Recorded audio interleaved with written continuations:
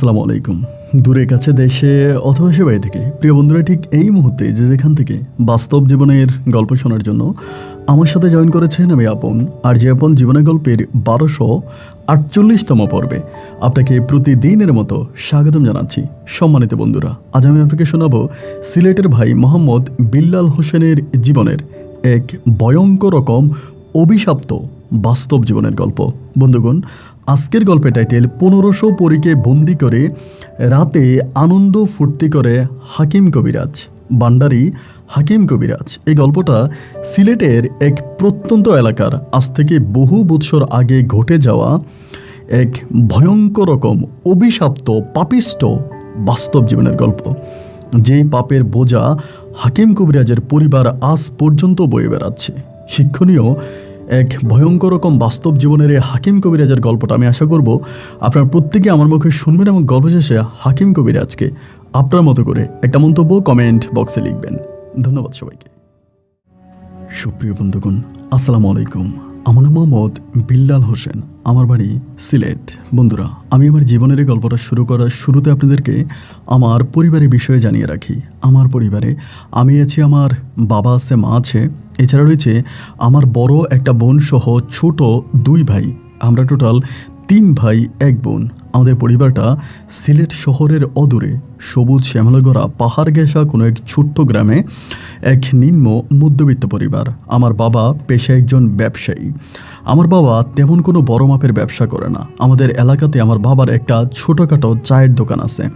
আমার বাবা আগে চট্টগ্রাম শহরে থাকতো এবং চট্টগ্রাম শহরে একটা পাটকলে আমার আব্বা চাকরি করতো। পাটকলে চাকরি করার পরে ওখান থেকে আমার আব্বার চাকরি চলে যায় না চাকরি ছেড়ে দেয়, আমি এটা ঠিক জানি না। তবে চট্টগ্রাম থেকে আমার আব্বা একেবারে বাড়িতে চলে আসে। আসার পরে সেখানে চাকরি করার সুবাদে আমার আব্বা কিছু পেনশনের টাকা পায় এবং সেই টাকাগুলো দিয়ে আমার বড় বোনের বিবাহ সম্পন্ন করে। আমার বড় আপু দেখতে খুব বেশি একটা সুন্দর ছিল না, অনেকটাই কৃষ্ণবরণ ছিল এবং খাটো ছিল, যার জন্য আমার বড় আপুকে বিয়ে দিতে মোটামুটি আমার বাবার অনেকগুলো টাকা চলে যায়। এরপরে অবশিষ্ট যে কিছু টাকা থাকে তা দিয়ে আমার বাবা আমাদের এলাকাতেই একটা চায়ের দোকান, পাশাপাশি ছোটোখাটো করে একটা মুদির দোকান পরিচালনা করে এবং আমি দেখে আসছি এটা করে আমাদের পরিবারটা চলতেছে। ছোটোবেলায় আমার জীবনে তেমন কোনো কাহিনী নেই। বরাপুর যখন বিয়ে হয় আমি তখন সবেমাত্র ক্লাস 8-এ পড়ি। আমার বরাপুর বিয়ের 1 বছর পরে আমার জীবনে এই ঘটনাগুলো ঘটতে শুরু হয়। আমার বরাপুর বিয়ে হয়ে যাওয়ার 1 বছর পরে আমি তখন ক্লাস 9-এ পড়ি এবং ক্লাস 9-এ পড়া অবস্থায় আমাদের স্কুলের শিক্ষকেরা সবাই মিলে একদিন হঠাৎ করে পরিবারকে ডাকালো। কারণ ক্লাস 9-এ যখন পড়ি, ক্লাস 9 থেকে ক্লাস 10-এ উঠবে এবং এরপরে এসএসসি পরীক্ষা দিব। ওই মুহূর্তটাতে আমাদের পরিবারজনকে ডাকবে। তার বড় কারণ হচ্ছে ওখানে সবাই মিলে সিদ্ধান্ত নিয়েছে যে পরিবারদেরকে ডেকে ওখানে একটা কোচিংয়ের আয়োজন করবে, কোচিং সেন্টার খুলবে। এখানে পরিবারদেরকে ডাকাবে, সবার সাথে আলোচনা করে একটা কোচিং সেন্টার খোলা হবে, ওখানে বাচ্চাদেরকে কোচিং করাবে, আমাদেরকে কোচিং করাবে। তো এই সিদ্ধান্ত নিয়ে তখন পরিবারকে ডাকানো হলো এবং আগের দিন শিক্ষকরা সবাইকে বলে দিল। আমি বরাবরের মতো গিয়ে দোকানে আমার আব্বারে বললাম যে আব্বা, আগামী দিন স্কুলে যাওয়া লাগবে, শিক্ষকরা ডাকছে।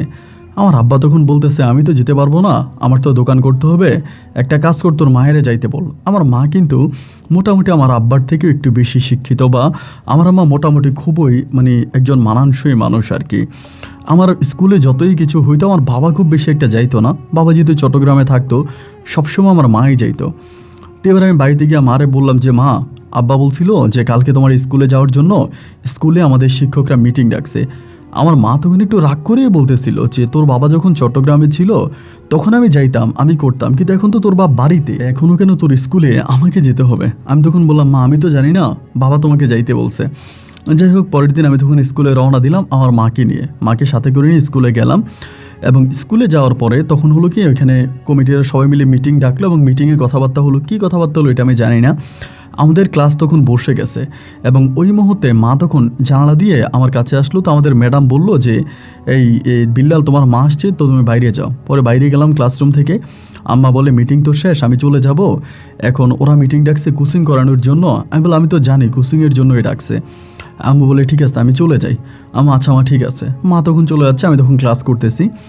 এমত অবস্থার ভিতরে প্রায় আপনার মানে টিফিন যখন হলো আর কি লেজার পিরিয়ডে, তা লেজার পিরিয়ডে আমি তখন কী করলাম, মানে আপনার স্কুলের ওই কোণার মধ্যে গিয়া ছেলেদের সাথে খেলাধুলা করতেছিলাম।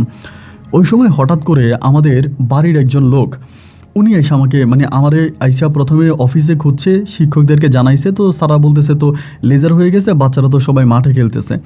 ওইখানে উনি আমার মাঠে গিয়ে খোঁজ করছে আমারে বলে, বিল্লাল তাড়াতাড়ি বাড়িতে চল, তোর মায়ের অবস্থা ভালো না। আমি তখন বললাম, কী হয়েছে মায়ের? বলে, তোর মায়ের ভূতে ধরছে। আমি বলি, এটা কী ধরনের কথা? মা সকালবেলা স্কুলে আসলো, আমার সাথে কথাবার্তা বলে গেল, সব কিছু তো ঠিকই আছে, এরপরে মাকে ভূতে ধরবে? আমি না বুঝলাম না। উনি তখন বলে, তুই বাড়িতে গেলে বুঝতে পারবি, চল বাড়িতে চল, সবাই তোরে নিয়ে যেতে বলছে। এবার আমি তাড়াতাড়ি গিয়ে স্যারের কাছে বললাম, স্যার আমার বলে, ঠিক আছে তুই যা। আমি তখন আমার ব্যাগপত্র সব কিছু নিয়ে আমি তখন ওই কাকার সাথে বাড়ির পথে রওনা দিলাম। আমার তো নিজস্ব সাইকেল নাই, ওনার সাইকেলের পিছনে বসছি আর জিজ্ঞেস করতে এসেছি, ও কাকা কী হয়েছে হঠাৎ করে? বলে, বাড়িতে গেলেই না বুঝতে পারবি। পরে বাড়িতে আসছি, বাড়িতে আসার পরে সবাই বলতেছে আমার আম্মারা নাকি, মানে আমাদের স্কুল থেকে আমাদের বাড়িতে যাওয়ার পথে একটা পুরনো মন্দির পড়ে, মানে অনেক পুরনো একটা মন্দির। এই মন্দিরটা এখন বন্ধ, ওখানে মানুষজন যায় না এবং এটা সম্পূর্ণভাবে বন্ধ, মানে পরিত্যক্ত অবস্থায় পড়ে আছে। তা ওই মন্দিরের সামনে নাকি আমার মাকে অনেকেই পাইছে এবং পাওয়ার পরে আস্তে আস্তে লোকজনকে জিজ্ঞেস করছে, তো সবাই বললো এটা আমার, মানে আমার ঠিকানা বললো যেটা অমুকের মা। তো বলার পরে এরপর আমাকে আমার গ্রামের বাড়িতে নিয়ে, আমার মাকে আমার গ্রামের বাড়িতে নিয়ে যাওয়া হয়েছে, মানে ওদের গ্রামে নেওয়া হয়েছে। পরে দেখলাম যে মা ভালো হয় না। পরে আমার আব্বা কী করে একটা কবিরাজ নিয়ে আসছে। কবিরাজ জানার পরে কবিরাজ বলতেছে আমার মাকে কালিতে ধরছে, মানে কালিতে ধরছে আমার মাকে। তো জিজ্ঞেস করলাম, কালিতে আমার মাকে ধরার কারণ কী ছিল? আমার আম্মাকে উনি ভালো করে, তাবিজ তোমান দিয়া, পানি পরোটা দিয়া ভালো করে। আবার তিনি এটাও বলে যে কালিতে আমার মাকে ধরছে, ওই কালি সহজে যাবে না, এটা মাঝে মাঝে আসবে, মাকে বিরক্ত করবে, ডিস্টার্ব করবে। পরে কবিরাজকে জিজ্ঞেস করা হলো যে কী ব্যাপার, হঠাৎ করে কালিতে ওই মন্দিরের সামনে কেন ধরলো? পরে কবিরাজ যেটা বললো, দুপুরবেলা নাকি আমার মা ওই মন্দিরের ওখানে প্রস্রাব করতে বসেছিল, মানে মন্দিরের ভিতরে প্রস্রাব করতে বসছে এবং ওখান থেকে আমার মাকে কালিতে ধরে ফেলে। তো কবিরাজ তখন চলে যায় এবং আমার মা তখন মোটামুটি জিন ছাড়া সুস্থ হয়। আমি তখন মাকে জিজ্ঞেস করলাম, ও মা কী হয়েছে, মন্দিরের সামনে তুমি কেন গেলা? আর তুমি তো আমার সাথে ভালো করেই কথা বলে আসতেছিলা স্কুল থেকে, এরপরে তুমি মন্দিরের সামনে গেলা কেন? মা বলে, বাবারে অনেক প্রস্রাবে চাপছিল, অনেক প্রস্রাব ধরছিল। পরে মন্দিরের কাছাকাছি আসলাম, ভাবলাম তো এর ভিতরে কোনো মানুষ টানুষ থাকে না, এটা তো খালিই পড়ে আছে। তা আমি তখন এটার ভিতরে প্রস্রাব করার জন্য গেছিলাম এবং শুধু প্রস্রাব করতে বসছি এবং ওই মুহূর্তে হঠাৎ করে দেখলাম আমি দেওয়ালের মধ্যে এক ভয়ঙ্কর কালো আকৃতির চেহারা এবং তার চোখগুলো ঝলঝল করতেছে। তারে দেখেই বাবা আমি ওখানে জ্ঞান হারিয়ে ফেলি। এরপরে আমার আর কিছু মনে নাই। তো যাই হোক, এরপর আম্মুকে মোটামুটি আমি তখন বললাম যে এটা তুমি ঠিক করো নাই, মন্দিরের ভিতরে কেন প্রস্রাব করতে যাবা? তুমি কি কখনো মসজিদে প্রস্রাব করো? মা বলে, না। তাহলে মন্দিরে গেলা কেন মা? এটা বলার পরে মায়ে তখন আমরা মোটামুটি ঘরের মধ্যে নিয়ে গেলাম। এই রাতের মধ্যে মা প্রায় রাত্রে আপনার 11টা কি 11:30 বাজে আমার মা আবার চিল্লাইতে শুরু করছে, মারে নিয়ে যাচ্ছে, মা চিল্লাইতেছে, মানে পুরো গ্রামের মানুষ, পুরো বাড়ির মানুষ এক হয়ে গেছে, আমার আম্মাকে নিয়ে যাইতেছে। আমার আম্মাকে উড়ে নিয়ে যাবো, আর ধরে রাখতে পারতেছি না। রাত কেটে সকাল হলো এবং সকাল হওয়ার পরে ওই কবিরাজকে আবারও খবর দেওয়া হলো। কবিরাজ আমার আব্বাকে ডিরেক্টলি বলে দিল, দেখেন আমার যা করার আমি করছি, এর উপরে আমার কোনো ক্ষমতা নাই। আমি বলছি যেটা বারবার এসে বিরক্ত করবে, এটা বারবার বিরক্ত করবে, এটাকে আমি পরিপূর্ণভাবে ওই শরীর থেকে ছাড়াতে পারবো না। এটা বলার পর আমার আব্বা তখন চলে আসলো, এসে বিভিন্ন কবিরাজদের বাড়িতে যাচ্ছে, অনেক কবিরাজদের বাড়িতে যাচ্ছে, অনেকের সাথে কথাবার্তা বলতেছে, কিন্তু ওভাবে আসলে কোনো কবিরাজে আমার মাকে পরিপূর্ণভাবে সুস্থ করতে পারে না। আমার মা এই ভালো তো এই খারাপ, এই খারাপ তো এই ভালো, মানে এই জিনটা বা এই কালিটা মাঝে মাঝে সে আমার আম্মাকে ধরে। ধরেন মাগরিবের সময় আমার আম্মা একটু বের হয়েছে, ওই সময় ধরে বসে। মধ্যরাতের বেলায় আমার আম্মা একটু ঘুমাইছে, ওই সময় ধরে বসে। আবার ভর দুপুরবেলা আমার আম্মা উঠানে বসে আছে, ওই সময় ধরে ফেলে। মানে এরকম কিছু টাইম আছে, ওই টাইমগুলোতে আমার আম্মাকে বিশেষ করে ধরে ফেলে। তো এখন কবিরাজরা বলতেছে আমার আম্মা যাতে নিয়মগুলো মানে, ভোর দুপুরবেলা উঠানে না যায়, সন্ধ্যার সময় মাগরিবের পরে যাতে বা মাগরিবের আগে যাতে ঘর থেকে বের না হয়, রাতের বেলা ঘুমাইতে যাওয়ার আগে যাতে পর্দা করে ঘুমায়। তো এখন একটা মহিলা মানুষ এত কিছু কিভাবে মানবে? আবার আমার আম্মা মোটামুটি একটু বয়স্ক মানুষ, এত নিয়ম নীতি মেনে তো আর চলা যায় না। দেখা যায় এরকম করতে করতে হঠাৎ করে আমাদের মানুষের মুখে মুখে শুনতেছি যে হাকিম, বান্ডারি হাকিম কবিরাজ বলে একজন লোক আছে, এটা আমাদের পার্শ্ববর্তী গ্রামের বান্ডারি হাকিম কবিরাজ। এবং ওই কবিরাজ মোটামুটি অনেক নাম করা কবিরাজ। উনি একটা সময় কবিরাজি করতো এবং এই সময় উনি এখন আর কবিরাজি করে না। এখন আর কবিরাজি করে না, হয়তো মাঝে মাঝে একটা দুইটা রুগী দেখে, কিন্তু ওভাবে দেখে না। বাট উনি অনেক মানে ফেমাস একজন কবিরাজ, মানে সবার মুখে মুখে ওনার নাম, এবং উনি যে রুগীরে ধরছে ওই রুগীর একদম সম্পূর্ণভাবে ভালো করে ছাড়ছে। ওনার ওই জীবন দশায় এমন কোনো ঘটনা নাই যে কোনো রুগীকে উনি ধরছে এবং ওই রুগীরে সুস্থ না করে উনি ছেড়ে দিচ্ছে, উনি সুস্থ করতে পারে নাই, এরকম কোনো ঘটনা নাই। তো এখন দেখা গেল যে ওই কবিরাজ কিন্তু সহজে রুগী দেখে না। এবার আমার আব্বা গেছে হাকিম কবিরাজের কাছে, গিয়ে আমার আম্মার কথা বলছে। কবিরাজ ডিরেক্টলি আমার আব্বাকে বলে দিল, দেখেন আমি তো এখন রুগী দেখি না, আমি রুগী দেখি না, আমার কাছে এসে লাভ নাই, আমি রুগী দেখি না। হাকিম কবিরাজ তখন মানে আমার আব্বা তখন বাড়িতে চলে আসছে। এসে দুপুরবেলা আব্বা আমারে বলতেছে যে কবিরাজদের কাছে তো গেলাম, কবিরাজ তো তোর আমার চিকিৎসা করবে না, কবিরাজ ডিরেক্টলি মানা করে দিল। তখন আর অনেক কবিরাজ দেখানো হয়েছে কিন্তু, বাট আমার আম্মা ভালো হচ্ছে না, মানে ভালো হচ্ছেই না। এরপরে যেটা হইলো, আমি ওই দিন এরপরের দিন স্কুলে গেলাম। দেখেন আপনি শুনলে এই কথাটা শুনলে অবাক হয়ে যাওয়ার অনেকেই। স্কুলে যাওয়ার পরে আমি তখন কি করলাম, স্কুলের মধ্যে সবার সাথে মানে আমার এক বন্ধুর সাথে বিশেষ করে বিষয়টা আলোচনা করতেছিলাম যে এই ঘটনা হাকিম কবিরাজের কাছে গেছে, হাকিম কবিরাজ আমার আব্বার চিকিৎসা করে নাই, আমার মায়ের চিকিৎসা করে নাই। ওই মুহূর্তে আমার ওই বন্ধু বলতেছে, একটা কাজ কর, হাকিম কবিরাজের মানে মেয়ের কাছে যা, হাকিম কবিরাজের একটাই মেয়ে, আর ওই মেয়ে যদি বলে তাহলে হাকিম কবিরাজ অবশ্যই চিকিৎসা করবে। আমি বললাম হাকিম কবিরাজের মেয়েরা কোথায় পাবো? পরে বলে ক্যা, আমাদের ক্লাসে যে পড়ে তাসলিমা, তুই ওরে চিনিস না? আমি বললাম চিনবো না কেন, তাসলিমা আর আমি ক্লাস 6 থেকে এই পর্যন্ত পড়তেছি, ওরে চিনবো না? বলে আরে ওই তো হাকিম কবিরাজের মেয়ে। মানে এইটা শোনার পরে আমি জাস্ট তাজ্জব হয়ে গেলাম যে মানুষটার সাথে আমি ক্লাস 6 থেকে ক্লাস 9 পর্যন্ত পড়াশোনা করতেছি, আমি জানি না যে তার বাবা এত বড় মাপের একজন কবিরাজ। তো আমি বললাম কি রে, এটা তো আমি জানি না। পরে বলে তা ওর সাথে যা, পরে মেয়েদের মাঝে গিয়ে দেখো কথা বলতেছে সবার সাথে। আমি তখন বললাম যে তাসলিমা তোর সাথে আমার একটু কথা আছে। ও তখন বাকি মেয়েগুলোর কাছ থেকে উঠে আসছে, আইসা আমারে বলে বল কী কথা। আমি বললাম তাসলিমা একটা কথা জিজ্ঞেস করবো তোরে। ও বলে হ্যাঁ বল। আমি বললাম তোর বাবার নাম কি? ওই তখন বলে না, নিচের দিকে তাকে আসছে। আমি বললাম কি রে, বল না তোর বাবার নাম কি, বল তোর বাবার নাম কি। ও তখন বলে কে, আমার বাবার নাম বলতে হবে কেন? আমি বললাম দেখ তোর বাবার নাম না শুনতে আমার ইচ্ছে করতেছে, দেখি তুই বলতো তোর বাবার নাম কি। পরে ও বলে ভান্ডারে হাকিম কবিরাজ। আমি বললাম ভান্ডারে হাকিম কবিরাজ তোর বাবা সারা দুনিয়াতে এত বড় একজন তান্ত্রিক কবিরাজ, তা এই বাবার নামটা বলতে তো লজ্জা লাগে কেন? ও তখন আমার দিকে তাকাই বলে, শুধু কি আমার বাবার এই তান্ত্রিক কবিরাজের বিষয় শুনেছ, আর কিছু শোনো নাই? আমি বললাম না, আর তো কিছু শুনি নাই, শুধু শুনেছি তোর বাবা যে রুগীরে একবার ধরছে ওই রুগীরে তোর বাবা ভালো করে ছাড়ছে, এবং তোর বাবার জীবন দশায় কোনো ফেল ঘটনা নাই। ও তখন বলে ভালোই শুনছো, আচ্ছা ঠিক আছে আমি চাই। আমি বললাম শোন না, আমার মা না অবস্থা খুব খারাপ, আমার মায়ের ওই দিন জিনে ধরছে, তুই জানোস কিনা জানি না। এখন আম্মাকে অনেক কবিরাজ দেখাইছি, বাট আমার আম্মা ভালো হয় না। আমি তোর বাবার কাছে নিতে চাচ্ছিলাম, তোর বাবাকে একটু বলবি যাতে আমার আম্মাকে দেখে। ও বলে আমি আব্বুর সাথে কথা বলি না। কেন তোর আব্বুর সাথে কথা বলিস না?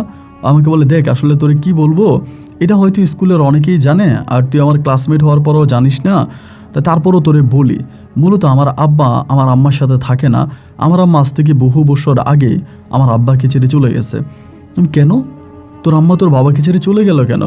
আমাকে বলে তার বড় কারণ হচ্ছে আমার আব্বা রাতের বেলায় প্রায় 1500 পরীর সাথে রঙ্গ তামাশা করে, আনন্দ ফুর্তি করে, গান বাজায়, নৃত্য করে, এবং আব্বা যে রাতের বেলায় কি করে এটা বলে বোঝানো যাবে না। এবং আব্বার ওইসব জিনিস দেখে আমার মা আমার আব্বাকে ছেড়ে চলে গেছে। আমার আব্বা কোনো নামাজ পড়ে না, কোনো মসজিদে যায় না, এবং আব্বা যে একজন মুসলমান সে এইরকম কোনো কিছুই করে না, একজন মুসলমানের কোনো রীতিনীতি আমার আব্বার মাঝে নাই। এবং রাতের বেলায় আমার আব্বা অনেক পরীগুলোকে নিয়ে ঘরের মধ্যে আনন্দ ফুর্তি করে। আমি ওর কথা শুনে অবাক হয়ে গেলাম যে পরীর সাথে রাতের বেলায় আনন্দ ফুর্তি করে, যে জিন পরী দেখলে মানুষ ভয়ে প্রস্রাব করে দেয়, জিন পরী এরকম একটা জিনিসটা, এই পরীর সাথে ওর বাবা আনন্দ ফুর্তি করে গভীর রাতে। মানে কথাটা জানি আমার কাছে কেমন লাগলো। আমি বললাম কি রে, এটা কেমন কথা? ও আমার বলে দেখ তুই জানিস না, এটা আমাদের গ্রামের অনেকেই জানে, এবং আমার আম্মা অনেক চেষ্টা করছে আমার আব্বাকে এইসব জিনিস থেকে বের করে আনার জন্য, কিন্তু আমার আব্বা শেষ পর্যন্ত ওখান থেকে বের হয় নাই। এবং বের না হওয়ার কারণেই আমার মা আমার আব্বার সাথে ঝগড়া করে আমার নানু বাড়িতে চলে যায়। আমার মা আর কখনোই এ বাড়িতে ফিরে আসবে না। আমি তখন বললাম আচ্ছা ঠিক আছে, এটা তো তোদের পারিবারিক বিষয়, তো আমি আর খুব বেশি কিছু বলতে পারবো না। কিন্তু তাসলিমা তোর কাছে আমার একটা রিকোয়েস্ট, তুই যেমনি পারিস তোর আব্বার একটু বইলা আমার মায়ের একটু তোর আব্বার কাছে চিকিৎসা করার ব্যবস্থা করে দে। ও তখন বলে দেখ অন্য কবিরাজের কাছে নিয়ে যাস, আমি আমার আব্বার সাথে কথা বলি না, আমি পারবো না এটা। আমি তখন খুব রিকোয়েস্ট করতেছি তাসলিমা প্লিজ দেখ আমার আম্মার অবস্থা খুব খারাপ, আমার আম্মাকে হয়তো বাঁচানো যাবে না, তুই প্লিজ অন্তত আমার দিকে তাকিয়ে হলেও একবারের জন্য তোর আব্বুর সাথে কথা বল, এবং তোর আব্বুর সাথে কথা বলে তুই আমার এই কাজটা করে দে, তোর কাছে আমার বিনীত রিকোয়েস্ট প্লিজ। এইরকম করে যখন অনুরোধ করতেছিলাম, একটা পর্যায়ে আমারে বললো যে দেখ আচ্ছা ঠিক আছে, তুই কালকে না, কালকের পরের দিন, মানে কালকের পরের দিন সোমবার, বলো সোমবারে তুই নিয়ে আসিস যা, সোমবারে আমাদের স্কুল শেষ হলে বিকালবেলা নিয়ে আসিস, আর নাইলে আমি সোমবারে স্কুলে আসবো না, আর তুই স্কুলে আসিস না, তাই তুই 11টার দিকে নিয়ে আসিস। পরে আমি বললাম যে আচ্ছা ঠিক আছে। আব্বার এসে বললাম স্কুল থেকে, আব্বা তো খুশি যে আলহামদুলিল্লাহ তাহলে ঠিক আছে। সোমবারে সকালবেলা আমি আর আব্বা তখন আম্মার নিয়ে রওনা দিছি। দেখেন আম্মা কিন্তু এই ভালো এই খারাপ, যখন রওনা দিছি হাকিম কবিরাজের বাড়িতে, আম্মা বলে যাবে না, এবং যাবে না বলে সে চোখ মুখগুলো মানে পুরো লাল করে ফেলছে। আমার আব্বা তখন বলে আবারও ধরে বসছে। আমি বললাম হ্যাঁ তা তো বুঝতেইছি, ধরে গেছে। আমি বললাম মা চলো, আমি হাকিম কবিরাজের কাছে যাব না, সেটা নিতেই পারি না। বিশ্বাস করেন আমরা একটা মানে সিএনজিতে আমরা 8-10 জন, মানে কেমনে যে ওনারে ঢুকাইছে ওইটার মধ্যে, এরপরও সিএনজি ড্রাইভার সিএনজি চালায় আর মনে হয় যেন তার সিএনজিটার উপর উঠাই ফেলতেছে। সে বলে আমার মনে হয় আমি হেলিকপ্টার চালাইতেছি, একটু পর মনে হয় সিএনজি উপরের দিকে টান মারতেছে। দোয়া পড়তেছে, আমিও দোয়া পড়ি, আব্বাও দোয়া পড়ে, করতে করতে কবিরাজের বাড়ির উঠান পর্যন্ত গেছি। নিতে আমাদের খুব সমস্যা হয়েছে। নেওয়ার পরেই ওনে যখন নামাইছি, হাকিম কবিরাজ তখন বারান্দায় বসে আছে। হাকিম কবিরাজ আমার আব্বারে দেখে বলতেছে এই রুগী আনছেন কেন? বলছি না এই রুগীর আমি চিকিৎসা করবো না, এই নিয়ে যান, এরে নিয়ে যান, আমি চিকিৎসা, আমি তো রুগী দেখি না রে ভাই, আমি তো রুগী দেখি না, এটি নিয়ে যান। আমি বললাম যে কাকা ঠিক আছে রুগী দেখেন না, আমি একটু নামাই, ওদের নামাইলে তো সমস্যা নাই। উনি বলে বাবারে নামাইয়া লাভ নেই, আমি রুগী দেখবো না। ওই সময় আইসা, তখন তাসনিমা আসছে মানে ঘর থেকে বেরিয়া, আইসা আমার আম্মারে আইসা ধরছে, ধরার পরে ও আমারে বলতেছে যে চলো আমার আব্বার ঘরে চলেন। এই কথা বলে ও তখন হাতে করে ওর আব্বার দিকে নিয়ে যাচ্ছে। ওর আব্বা তো অবাক হয়ে গেল, এই পর্যন্ত তো ওনার মেয়ে জীবনে কোনোদিন কোনো রোগীর এরকম করে আনে নাই, তা আবার ওনার মেয়ে এগুলোকে ঘৃণা করে, মানে বলে তান্ত্রিক কবিরাজ এগুলোকে ওনার মেয়ে ঘৃণা করে, কিন্তু আজকে ওনার মেয়ে নিজেই একটা রোগীর হাত ধরে নিয়ে আসতেছে। পরে ওর বাবার কাছে আসছে, আইসা বলতেছে ওনার চিকিৎসা করেন। ওর আব্বা বলে তুই জানিস না যে আমি এখন কোনো রোগী দেখি না? ও তখন বলে আমি কথা বাড়াবো না, ঝগড়া চাই না, শুধু বলছে ওনার চিকিৎসা করেন, আর ওনার চিকিৎসা না করলে ভালো হবে না। এইটা বলে ও তখন একদিকে চলে যায়, মানে চলে যায়। ওর বাবা কিন্তু ওকে ভয় পায়। এরপর ওর বাবা বলে ঠিক আছে ভিতরে ঢুকান, এবং ভিতরে ঢুকানোর পরে উনিও তখন যায়, গিয়ে বেশি না প্রায় 15-20 মিনিট থাকে আমার মায়ের শরীরের ভিতরে কিছু পানি ছিটিয়ে দেয়। পানি ছিটিয়ে দেওয়ার পরে বলে নিয়ে যান, ওই কালী বা কালীর 14 গোষ্ঠী আর কখনো এর কাছে আসতে পারবে না, ওই নিয়ে যান। পরে নিয়ে যাচ্ছি। পরে এমন সময় আমার আব্বাকে তখন জিজ্ঞেস করে যে কি ব্যাপার, আমার মেয়ের সাথে আপনাদের পরিচয় কি? আমার মেয়ে কেন এই ইয়েরে নিয়ে আসলো, মানে আমার মেয়ের সাথে পরিচয় কি? পরে আমার আব্বা বলতেছে আপনার মেয়ের সাথে পরিচয় হচ্ছে আমার ছেলে, আর আপনার মেয়ে এক ক্লাসে পড়ে। উনি বলে ও আচ্ছা ঠিক আছে, তো নিয়ে যান। পরে আমার বাড়িতে নিয়ে গেলাম। নিয়ে যাওয়ার পরে এরপর থেকে আমার মাকে আর কোনো দিনও এই ধরনের কোনো সমস্যার মধ্যে পড়তে হয় নাই। এই ধরনের কোনো সমস্যা আমার মার পড়ে না। আমার মা পরিপূর্ণভাবে সুস্থ হয়ে গেছে এবং ভালো হয়ে গেছে আলহামদুলিল্লাহ। আমরা আল্লাহ তাআলার কাছে দোয়া করি, এবং এই হাকিম কবিরাজের মাধ্যমে আমার সুস্থ হয়েছে। হাকিম কবিরাজ সমাজের কাছে কি, সৃষ্টিকর্তার কাছে কি, এবং এলাকার মানে নিজের কাছে কি, ওইটুকুন আমরা জানি না, তবে আমাদের কাছে তিনি একজন ভালো মানুষ, কারণ তিনার কারণে আমার মা সুস্থ হয়েছে। তো এরপর থেকে আমি আস্তে আস্তে করে তাসলিমের সাথে আস্তে আস্তে করে কথা বলি। এর আগে কিন্তু খুব বেশি একটা কথা বলতাম না, একই ক্লাসে পড়তাম, কিন্তু দেখা হইলে হাই হ্যালো ভালো আছোস অতটুকুই, কিন্তু এছাড়া অন্য কোনো কথা ওর সাথে আমার হতো না বা এরকম কিছু না। কিন্তু এরপর থেকে ওরে যখন দেখতাম মাঝে মাঝে কথা বলতাম, কিরে ভালো আছোস কি না কা, মানে এরকম করতে করতে ক্লাস 9 থেকে আমরা তখন ক্লাস 10-এ উঠি। এবং ক্লাস 10-এ ওঠার পরে আমি একটা বিষয় খুব খেয়াল করে দেখি ওই সময়টাতে, মানে এর আগ থেকেও দেখতাম আর কি, তাসলিমে সব মেয়েদের কাছ থেকে একটু আলাদা থাকে। হয়তো মেয়েরা ওরে ডাকলে বসে, এবং বসে কারোর সাথে খুব বেশি একটা কথা বলে না প্রয়োজন ছাড়া। আর ছাত্রী হিসেবেও মেধাবী আছে, মোটামুটি অনেকটা ভালো, চুপচাপ বসে থাকে এবং নীরবে থাকে। তো ওই দিন একদিন দেখলাম কি, ও আমাদের স্কুলের মানে সামনে হচ্ছে একটা কাঁঠাল গাছ আছে, কাঁঠাল গাছের নিচে একা একা বসে আছে, অন্য কোনো ছেলে মেয়ে নাই, তখন এখনও ক্লাস বসে নাই, ওরকম একটা অবস্থা সকালবেলা। পরে আমি গেছি ওইখানে, যাওয়ার পরে আমি বললাম কী রে ক্লাসে যাবি না? এরকম তাকায় দেখলাম যে চোখের পানি মুছতেছে, মানে কান্না করতেছে। কী রে তাসলিমা কান্না করতেছিস কেন, কী হয়েছে, চল ক্লাসে চল। ও বলছে তুই যা, আমি আসতেছি। পরে আমি ক্লাসে গেছি, ও তখন আসছে। আসার পরে পুরোটা ক্লাসে দেখলাম আমার মন খারাপ। এরকম করতে করতে টিফিনের সময় হয়েছে, টিফিন আওয়ারে সবাই বের হয়েছে, হওয়ার পর ডাকলাম তাসলিমা একটু কথা বলবো। বলে বল, কী হয়েছে তোর, সারাটাক্ষণ ক্লাসের মধ্যে মন খারাপ করে বসেছিলি, খুব বেশি একটা কথা বললি না, তোকে দেখলে কেমন যেন খুব আনমনা মনে হচ্ছে, কী হয়েছে বলতো? বলে আজকে কী দিবস জানিস? আমি বললাম কী দিবস? বলে আজকে মা দিবস। আমি বললাম মা দিবস? আমি তো এরকম দিবস টিবস গুনি না, এগুলো তো আমি বুঝি না। ও বলে হ্যাঁ আজকে মা দিবস। তাই আমি বললাম তো মা দিবস হলে কী হয়েছে? বলে আমি আমার মাকে অনেক মিস করতেছি। আমি বললাম তোর মাকে মিস করলে তুই মায়ের কাছে যা দেখা কর। ও বলে সম্ভব না। আমি বললাম কারণ? বলে আমার আম্মার বিয়ে হয়ে গেছে, আমার আম্মা অন্য পরিবারে আছে, ওইখানে আমার অনেক ভাই বোন আছে, আমি ওখানে যদি যাই আমার যিনি সৎ বাবা আছে আমার আম্মাকে সেকেন্ডে যিনি বিয়ে করছে উনি আমার আম্মার সাথে অনেক দুর্ব্যবহার করে, খারাপ ব্যবহার করে আমার সামনে, এটা দেখতে আমার ভালো লাগে না, যার জন্য আমি যাব না। আমি বললাম এটা কোনো কথা হইলো? তুই যাবি না? এটা কী ধরনের কথা বলতো? আরে বলতেছে যে না আমি যাব না। তো এমন করতে করতে হঠাৎ করে দেখলাম কি আমার ছোটো ভাই আসছে স্কুলের দিকে, আইসা ও আসতেছে দেখলাম। পরে ওর কাছে গেলাম, কী হয়েছে? বলে আম্মা আসছে ডাক্তারের কাছে, আমার একটু দাঁতের সমস্যা, দাঁত দেখাইতে আসছে। পরে আমি বললাম আম্মার কাছে গেছি, যে গেলাম কী গো মা কী হয়েছে?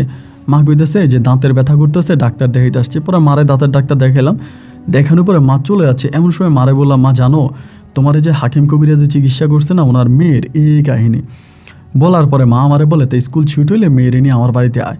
আমি বললাম ওকে যাবে? বলে তুই বাড়িতে নিয়ে আসিস। আমি যে মা ঠিক আছে। পরে মায়ের বিদায় করে দিলাম। দেওয়ার পরে এই মাঝে আবার ক্লাসেরও সময় হয়ে গেছে, টিফিন আওয়ার শেষ, দেন আমরা আবারও ক্লাস করলাম। ক্লাস শেষ হওয়ার পরে ওই তখন বাড়ির দিকে যাচ্ছে, আবার সবাই তখন যে যার মতো করে ক্লাস থেকে বেরোইছে। আমি বললাম তাসলিমা তুই আমার সাথে চল। আমার বলে তোর সাথে কোথায় যাব? আমি বললাম আমাদের বাড়িতে। বলে আরে না তোদের বাড়িতে যাবো কেন? আমি বললাম মা তোকে নিতে বলছে। আমার বলে দেখ আমি যাবো না, আমার ভালো লাগতেছে না, আমি বাড়ি যাবো, বাড়ি গিয়ে আমি ঘুমাবো। আমি বললাম তুই আমার সাথে চল, আমার মা তোকে সাথে করে নিয়ে যেতে বলছে। ও যেতে যাচ্ছে, পরে আমি জোরাজুরি করতেছি, না তুই যেতেই হবে তোকে চল। এবং জোরাজুরির একটা পর্যায়ে ও তখন বলে আচ্ছা ঠিক আছে যাবো। পরে আমার সাথে আমাদের বাড়িতে যাই, গেলে পরে আমি না অবাক হয়ে যাই। আমার একটা বড় বোন আছে, কিন্তু আমার মা কোনোদিন আমার বড় বোনের সাথেও এরকম করে ভালোবেসে কথা বলে নাই বা এতটা কাছে টেনে নেয় নাই। তাসলিমা যাওয়ার পর আমার মা তাসলিমারে যেমন জড়াই ধরছে।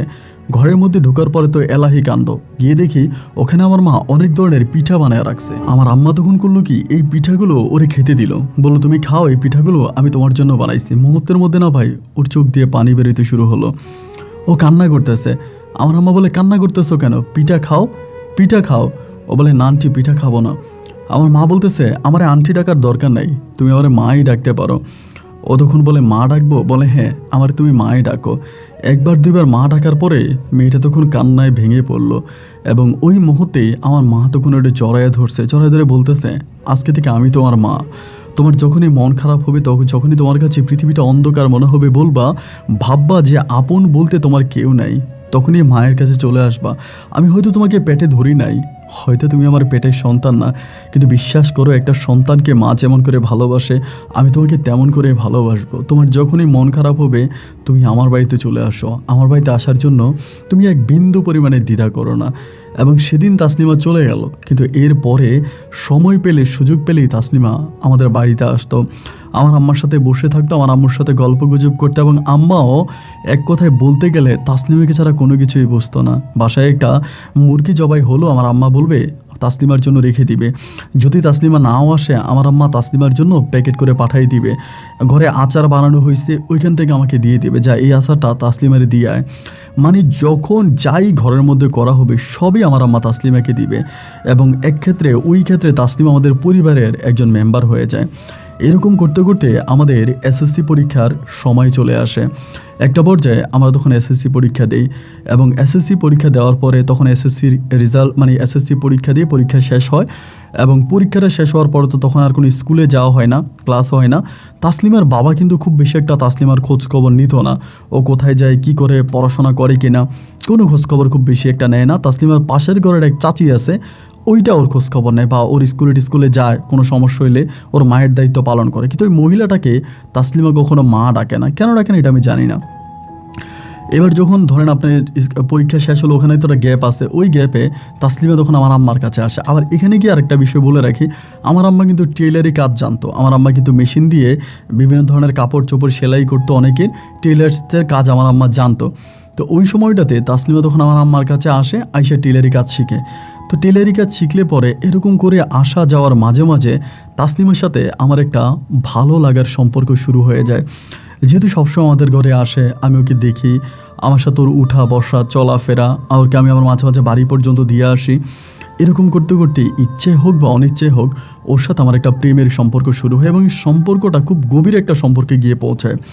আমি আমার মাকে বলি, আমার বাবাকে বলি, এবং এই বিষয়টা আস্তে আস্তে করে আমার ছোটো ভাইরা জেনে যায়, আমার মাও জেনে যায়, এবং পারিবারিকভাবে তখন তাসলিমের প্রতি আমি অনেকটা আকৃষ্ট হয়ে পড়ি। একইভাবে তাসলিমও আমাকে অনেকটা ভালোবেসে ফেলে। এসএসসি পরীক্ষার পরে তখন তাসলিমার বাবার সিদ্ধান্ত নিল যে তাসলিমাকে এখানে রাখবে না, ওকে ওর নানু বাড়িতে পাঠিয়ে দিবে, এ জায়গায় রাখবে না, নানু বাড়িতে পাঠিয়ে দিবে এবং ওখানে ওকে বিয়ে দিয়ে দিবে। এরকমভাবে কথাবার্তা চলাচলি শোনা যাচ্ছে। ওই মুহূর্তে তাসলিমা তখন আমাকে বলল, আব্বুর সাথে কথা বলি বা না বলি, আমার তো একমাত্র গার্ডিয়ান আমার আব্বু, গার্ডিয়ান ছাড়া তো আমার কেউ নেই। আব্বু বলতেছে আমাকে, আমি যেহেতু এসএসসি পরীক্ষার রেজাল্ট আউট হলে পরে আমাকে আমার নানু বাড়িতে পাঠিয়ে দিবে, আমার নানু বাড়ির পাশাপাশি এক কলেজ আছে, ওখানে ভর্তি করাবে এবং আমার নানা নানি আমাকে ওখানে বিয়ে দিয়ে দিবে, মানে ওখানে বিয়ে দিয়ে দিবে, এরকম বলতেছে। ওই মুহূর্তটাতে আমি তো, তাসলিমার আব্বা কিন্তু ছন্ন ছাড়া জীবন, ওনার মানে কারোর সাথে কোনো সম্পর্ক নেই, উনি সারাদিন বসে থাকবে, উনি কি খায় না খায়, ওনার খাওয়া দাওয়া কী করে তাও জানে না। মানে আপনি শুনলে অবাক হয়ে যাবেন যে উনি কী খায় এটা গ্রামের কেউ জানেই না। ওনার ঘরে কোনো রান্না হয় না, শুধু রাতের বেলায় ওনার ঘর থেকে মিউজিকের শব্দ আসে, মানে এরকম ধুমধুম ধুমধুম করে কী জানে বাজতেছে। এবং আরেকটা বিষয় ওখানে বলে রাখি আপনাদেরকে, উনি প্রতি ফজরের আগে, মানে ফজরের আগ মুহূর্তে ওনার বাড়ির পিছনে একটা পুকুর আছে, ওই পুকুরে কাউকে নামতে দেয় না, শুধু উনি ওই পুকুরে নামে, ওই পুকুরে শুধু উনি গোসল করে, তা ফজরের আগে। তো যাই হোক, ও তখন বললো যে ওর বাবারে বলার জন্য। পরে আমি আমার আব্বারে বললাম যে আব্বা, এমন এমন ঘটনা, তাসলিমের বিষয়টা তো তোমরা সবাই জানো, এখন তাসলিমার আব্বা বলতেছে তাসলিম এখন নানু বাড়িতে পাঠাই দিবে, ওইখানে পাঠাই দিবে, দেন ওইখানে ওরা বিয়ে শাদী দিয়ে দিবে। তো তাসলিমা তো, আমি তাসলিমারে পছন্দ করি, এখন আম্মাও তো বলছে এই তুমি তাসলিমার বাবার কাছে গিয়ে বিয়ের প্রস্তাব দাও। এই কথা বললে পরে আমার আব্বা তখন তাসলিমার আব্বার কাছে বিয়ের প্রস্তাব নিয়ে যায়। তো যেদিন আমার আব্বা প্রস্তাব নিয়ে যায়, ওই দিন আমার আব্বা অনেক মন খারাপ করে তখন আমার আব্বা বাড়ি ফিরে। তে বাবা যখন মন খারাপ দেখছি, আমি তখনই বুঝে গেছি যে আসলে মূলত তাসলিমার আব্বা রাজি হয় নাই। আর আমার আব্বাও বলতেছে যে মেয়ের বাবা রাজি হবে না, কারণ ওদের তো টাকা পয়সা, অর্থ সম্পদ, এবং এত বড় লোকের মেয়ে, ওর আব্বার অনেক টাকা পয়সা, অনেক অর্থ সম্পদ, তা ওরা কি আর আমাদের মতো লোকের কাছে ওনার মেয়েকে বিয়ে দিবে? আমার আব্বা তারপরেও যেতে চাচ্ছিল না। পরে আম্মা আর আমার রিকোয়েস্টে আমার আব্বা তখন গেছে, এবং যাওয়ার পরে যেটা হইল, আমার আব্বাকে শূন্য হাতে ওখান থেকে ফিরে আসতে হলো। তাসলিমার আব্বা ডিরেক্টলি বলে দিছে আমার পরিবারের সাথে ওনার মেয়েকে বিয়ে দিবে না। এবং এই ঘটনার পরে যেটা হইল ভাই, মানে আমার মনে হয় যে মানে চোখের মুখে লবণ দেওয়ার মতো অবস্থা। আব্বাকে তো মানা করে দিল, যেই লোকে তাসলিমা কোথায় যায়, কি করে, খায় না খায়, পড়াশোনা করে না করে, তার এসব নিয়ে কখনোই কোনো মাথা ব্যথা ছিল না। উনি শুধু ওনার পরিদের সাথে রং তামাশা নিয়ে ব্যস্ত ছিল। এখন দেখা যায় এই লোকটাই তাসলিমাকে কঠিনভাবে পাহারা দিতে শুরু করে। তাসলিমা কি করে, তাসলিমা কোথায় যায়, একটা পর্যায়ে ওকে ঘরের বাইরে আর আসতে দিচ্ছে না, ঘরের মধ্যে ওকে আটকায় রাখে। ওর সাথে আমার অনেক দিন হয়ে গেল কোনো দেখা হয় না, এবং কেমন যে একটা অবস্থা আমি বলি বোঝাতে পারবো না। ঘরের মধ্যে ওকে আটকায় রাখে। আমি গ্রামের লোকদের কাছে শুনি, এবং ওদের বাড়ির লোকদেরকে জিজ্ঞেস করলে বলো ওর বাপে ঘরের মধ্যে আটকায় রাখছে, মানে ঘরের বাইরে ওকে যেতেই দেয় না। আমার আব্বা ঠিক যেদিন থেকে বিয়ের প্রস্তাব দিছে, ওই দিনের পর থেকেও আমাদের বাড়িতে আর আসতে পারে না। ওর জন্য আমি কান্নাকাটি করি, মন খারাপ করি, মানে কোনোভাবেই একটা রাত আমি ঘুমোতে পারি না। প্রতিটা রাতে ওর জন্য কান্নাকাটি করি যে ওর আমি এত ভালোবাসি, যে মানুষটার সাথে এত সম্পর্ক, এত প্রেম, এত ভালোবাসা, সেই মানুষটা হঠাৎ করে নাই, এটা কি আর বিশ্বাস করা যায়? আমি তো এটা মানতে পারবো না। এই সময়ের ভিতরে একদিন আমি রাতের বেলায় শুয়ে আছি, আমার ঘরে আমি শুয়ে আছি। এই সময়ের ভিতরে হঠাৎ করে কে জানি এসে আমার ঘরের মানে দরজা ধাক্কাইতেছে, আমাদের মেইন গেট ধাক্কাইতেছে, এবং এবং আমার নাম ধরে একটা ডাক দিল যে ও বিল্লাল উঠে আসো। কণ্ঠটা আমার কাছে তাসলিমার মতো মনে হইল, এবং মনে হওয়ার সাথে সাথেই আমি তখনই উঠে দিলাম দৌড় দিয়ে গিয়ে দরজা খুলছি, মানে মেইন দরজা খুলছি। খোলার পরে দেখি তাসলিমা দাঁড়ায় আছে। তাসলিমাকে দেখার পরে তো ভাই আমার যেটা ঠান্ডা হয়ে গেল, কি রে তাসলিমা এখানে এত রাতে? আসলে ওদের বাড়ি থেকে আমাদের বাড়ির দূরত্ব মোটামুটি ভালোই, এত রাতের বেলা আসা কিন্তু সম্ভব না। আমি তখন ঘর থেকে বেরোয়ার পরে বললাম, কিরে তুমি এখানে? আমারে বলতেছে যে মানে কান্না করতেছে, আমার বলে এখান থেকে আসো তাড়াতাড়ি, ঘরের দরজাটা টান দিয়া। পরে ঘরের দরজাটা টান দিয়া কোনায় গেলাম, ঘরের কর্নারে যাওয়ার পরে ও কান্না করতেছে। আমি বললাম কান্না করতেছো কেন? ও বলে তোমার এই কতদিন ধরে দেখি না, আমার না ভাল লাগতেছে না। আমি বললাম যে তুমি কীভাবে আসলা? তোমার আব্বা নাকি তোমাকে ঘরের মধ্যে আটকে রাখছে? বলে হ্যাঁ, আমার আব্বা আমাকে ঘরের মধ্যে আটকে রাখছে, বাট আমি অনেক কষ্টে করে বেরিয়ে আসছি। আমি বললাম তো তুমি না তোমার আব্বার সাথে চলাফেরা করো না, তোমার আব্বার কথা মানো না, তোমার আব্বা তোমাকে ভয় পায়, তাহলে এখন তোমার আব্বা এরকমটা কেন করলো? আমাকে বলে যে আমার আব্বা এরকমটা কেন করছে আমি জানি না, কিন্তু আমার আব্বা অনেক লোভী। আমার আব্বা তোমার কাছে আমাকে বিয়ে দেবে না, আমার নানু বাড়ির এক লোকের কাছে আমাকে বিয়ে দিবে, ওই লোকের অনেক অর্থ সম্পদ, টাকা পয়সা আছে, ওনার কাছে বিয়ে দিবে। আমি তখন বললাম, তাসলিমা তুমি তো জানো আমি তোমাকে কতটা ভালোবাসি, তোমার অন্য কোথাও বিয়ে হয়ে গেলে তো আমি বাঁচবো না, তুমি তো আমার দেহের অক্সিজেন, তাই না? ও আমাকে বলে, এটা তো আমি বুঝি, কিন্তু আমি এখন কী করবো বলো? আমি বললাম, তুমি এখন কিভাবে আসলা? ও বলো, অনেক কষ্ট করে ঘরের পিছন থেকে বের হয়ে আমি তোমার সাথে গোপনে গোপনে দেখা করার জন্য আসছি। আমি বললাম, তো তোমার আব্বার সাথে না জিন পরির সম্পর্ক, তাই বুঝে যাবে না? ও বলে, না হয়তো বুঝবে না। আমি বললাম, ঠিক আছে, তুমি যেহেতু আসছো তোমার এখানে আর থেকে আর যেতে হবে না, তুমি থাকবা, সকালবেলা আমি আব্বাকে ডেকে কাজে ডেকে আমি তোমাকে বিয়ে করে ফেলবো। ও আমাকে বলে, এটা কোনোভাবেই সম্ভব না, এটা কোনোভাবেই সম্ভব না, এটা আমি করতে পারবো না। আমি বললাম, কেন? ও বলে, যদি পারতাম তাহলে তো অনেক আগে বাবাকে লাথি মেরে আমি তোমার কাছে চলে আসতাম। আমি বললাম, তাহলে পারবা না কেন? ও বলে, আমার আব্বা আমাকে ডিরেক্টলি বলছে, আমি যদি আমার বাবার কথার অবাধ্য হই, বাবার কথা না মানি, তাহলে আমার বাবা তোমাকে মেরে ফেলবে, আমার আব্বা তোমাকে মেরে ফেলবে। আমার আব্বার ক্ষমতা সম্বন্ধে তো তুমি জানো না, আমার আব্বা কতটা ক্ষমতাধর একজন ব্যক্তি, তার সাথে জিনপুরীর কত ভালো সম্পর্ক। আমি শত চেষ্টা করলেও না এটাকে সাকসেস করতে পারবো না, আমার আব্বা কখনোই এটা করতে দিবে না। আমি বললাম, তাসলিমা তাহলে আমাদের ভবিষ্যৎ কী? ও বলে, তুমি চিন্তা করো না, একটা না একটা পথ অবশ্যই খোলা হবে, একটা না একটা পথ অবশ্যই বের হবে। আচ্ছা আমি এখন চলে যাই। আমি বললাম, তুমি তোকে দিয়ে আসো? বলে, না না না, তুমি আমার সাথে যেও না, আমি একাই যেতে পারবো। আমি বললাম, আরে এত রাতের বেলা একটা মেয়ে এক গ্রাম থেকে আরেক গ্রামে যাবে, একটা বিপদ তো হতেই পারে। না না না, আমি তোমাকে এভাবে একা যেতে দিব না। ও আমাকে বলে, দেখো আমি একা আসছি, আমি একা যেতে পারবো। জোরাজোরি করার পরেও আমাকে বললো যে, না আচ্ছা ঠিক আছে, বড় জোরে তুমি আমাকে ওই পর্যন্ত দিয়ে আসো। তো আমাদের গ্রামের সীমানা পর্যন্ত আমি ওরে দিয়ে আসলাম। এরপরে ও তখন ধান ক্ষেতের আইল দিয়ে হাঁটতে হাঁটতে চলে গেল। ও আমাকে বললো, খবরদার কেউ যাতে না জানে, কেউ যাতে না বুঝে আমি তোমার সাথে দেখা করতে আসছি, এবং তোমার আব্বা আম্মাকেও কিন্তু বলবা না। আর আমি কালকে আবারও আসবো, এবং আসবো আমি তোমাকে একটা টাইম বলে দিই, এই সময় আমি এই জায়গায় আসবো, আমি তোমাকে নক করবো না, ঘরের দরজায় ধাক্কা দিব না, তোমার আব্বা আম্মা জেনে যাবে আমি এই সময় এখানে থাকবো। আমি বললাম, তোমার এই কষ্ট করে আসতে হবে না, আমি তোমার বাড়ির সীমানায় যাব। ও বলে, না না না, তুমি তো জানো আমার আব্বার সাথে জিন পরিদের সমস্যা, আমার বাড়ির সীমানায় গেলে ওইখানে তোমাকে আটকায় ফেলবে, তুমি যেতে হবে না, আমি আসবো। এরপরের রাতে একইভাবে ও আবার দেখি ওইখানে দাঁড়ায় আছে, মানে দেখেন টাইমটা বলছে যে বরাবর রাত 12টা বাজে আমি এই গাছের নিচে দাঁড়ায় থাকবো তোমাদের বাড়ির সামনে, তুমি এখানে চলে আসবা। ঠিক রাত 12টা বাজে আর 1 থেকে 2 মিনিট আগে আমি দরজা খুলে বেরোইছি, দেখি যে ও এখানে বসে আছে। কিন্তু না ভাই, ওর আচার আচরণগুলো, স্বভাব, মানে কথাবার্তাগুলো কেমন যেন একটু উল্টা পাল্টা লাগে। মানে আগে যখন ওর সাথে আমার সম্পর্ক ছিল, প্রেম ছিল, ভালোবাসা ছিল, তখনকার যে স্টাইল নিয়ে কথা বলতো, এখন কেমন জানি কথার ধরনগুলো কেমন একটা পরিবর্তিত। আর আগে তো ধরেন আমি ওর শরীরে হাত দিতে পারতাম, ওর সাথে যখন আমার প্রেম ভালোবাসা চলতেছিল, কিন্তু এখন না ওর শরীরে খুব বেশি একটা হাত দেওয়া যায় না, ওর শরীরে হাত দেওয়া যায় না, এবং ওর শরীরটা অনেকটা ঠান্ডা, অনেক ঠান্ডা শরীরটা, এবং গরমের মধ্যে দিয়েও দেখি যে ওর শরীর ঠান্ডা। যদি শরীরের সাথে মোটামুটি একটু হাতও লাগে আমি বুঝতে পারি, কিন্তু ওর মানে একদম শরীরের সাথে গায়ের সাথে গা ঘেঁষে বসা আছে না, ওরকম করে ওর সাথে আমি বসতে পারি না। একেবারে গভীর রাত, চারদিকে সংসার, নীরবতা, মানুষ সহ গাছপালা ঘুমিয়ে গেছে, এইরকম একটা সময় যখন ভালোবাসার মানুষটা কাছে আসবে, কার না ইচ্ছে করবে তার সাথে একটু দুষ্টুমি খুনসুটি করতে? এইটাও আমারে করতে দেয় না। ও আমাকে বলে, সব বিয়ের পরে আমাকে এগুলো বলে। আচ্ছা ঠিক আছে, এরকম করে 1 দিন 2 দিন 3 দিন 4 দিন 5 দিনও প্রতিনিয়তই আসতেছে, আমার এখানে আসতেছে যাচ্ছে, মানে প্রতিটা মুহূর্তে। আর আমি ওরে বলি যে কী করা যায়। এভাবে প্রায় 1 দিন 2 দিন না, দীর্ঘ 1 মাসের মতো, পুরো 1টা মাস ও আমার এখানে আসতো, এবং প্রতি রাতে একটা রাতও মিস নেই। আর এখানে একটা কথা বলে রাখি, আমি কিন্তু দুর্ভাগ্যবশত এক সাবজেক্টে পরীক্ষায় ফেল করি, এবং ফেল করার পর আমি আর কলেজে ভর্তি হই না, আমি তখন আমার আব্বার দোকানে বসি আর ঘরের মধ্যে থাকি। এরকম করতে আসা যাওয়া প্রায় 1 থেকে 1.5 মাস পর্যন্ত হয়ে গেল, এবং প্রতিটা রাতে আমি বের হই 12টা থেকে 3টা পর্যন্ত আমার সাথে, 12টা 1টা 2টা 3টে 3 ঘন্টা এই গাছের নিচে আমার সাথে গল্পগুজব করে, এবং আবার চলেও যায়। একদিন একটা বিষয় বলে রাখি, একদিন হলো কি, মানে আমি ওইখানে বসে ওর সাথে গল্প করতেছি, মানে কথা বলতেছি, পরে আমার আব্বা তখন সকালবেলা আমার বলতেছে কি যে আমাদের বাথরুমটা নাকি সমস্যা ছিল, মানে বাথরুমের সমস্যা ছিল, তা আমার আব্বা ওই টয়লেটে যায় নাই, গাছের নিচে বলে আমার আব্বা টয়লেট করছে। আমারে বলে গাছের নিচে টয়লেট করছি, আমার আব্বা আমারে বলতেছে যে গাছের নিচে টয়লেট করলো, গাছের নিচে তো আমি আরও বসেছিলাম, আব্বা কি আমাদেরকে দেখে নাই?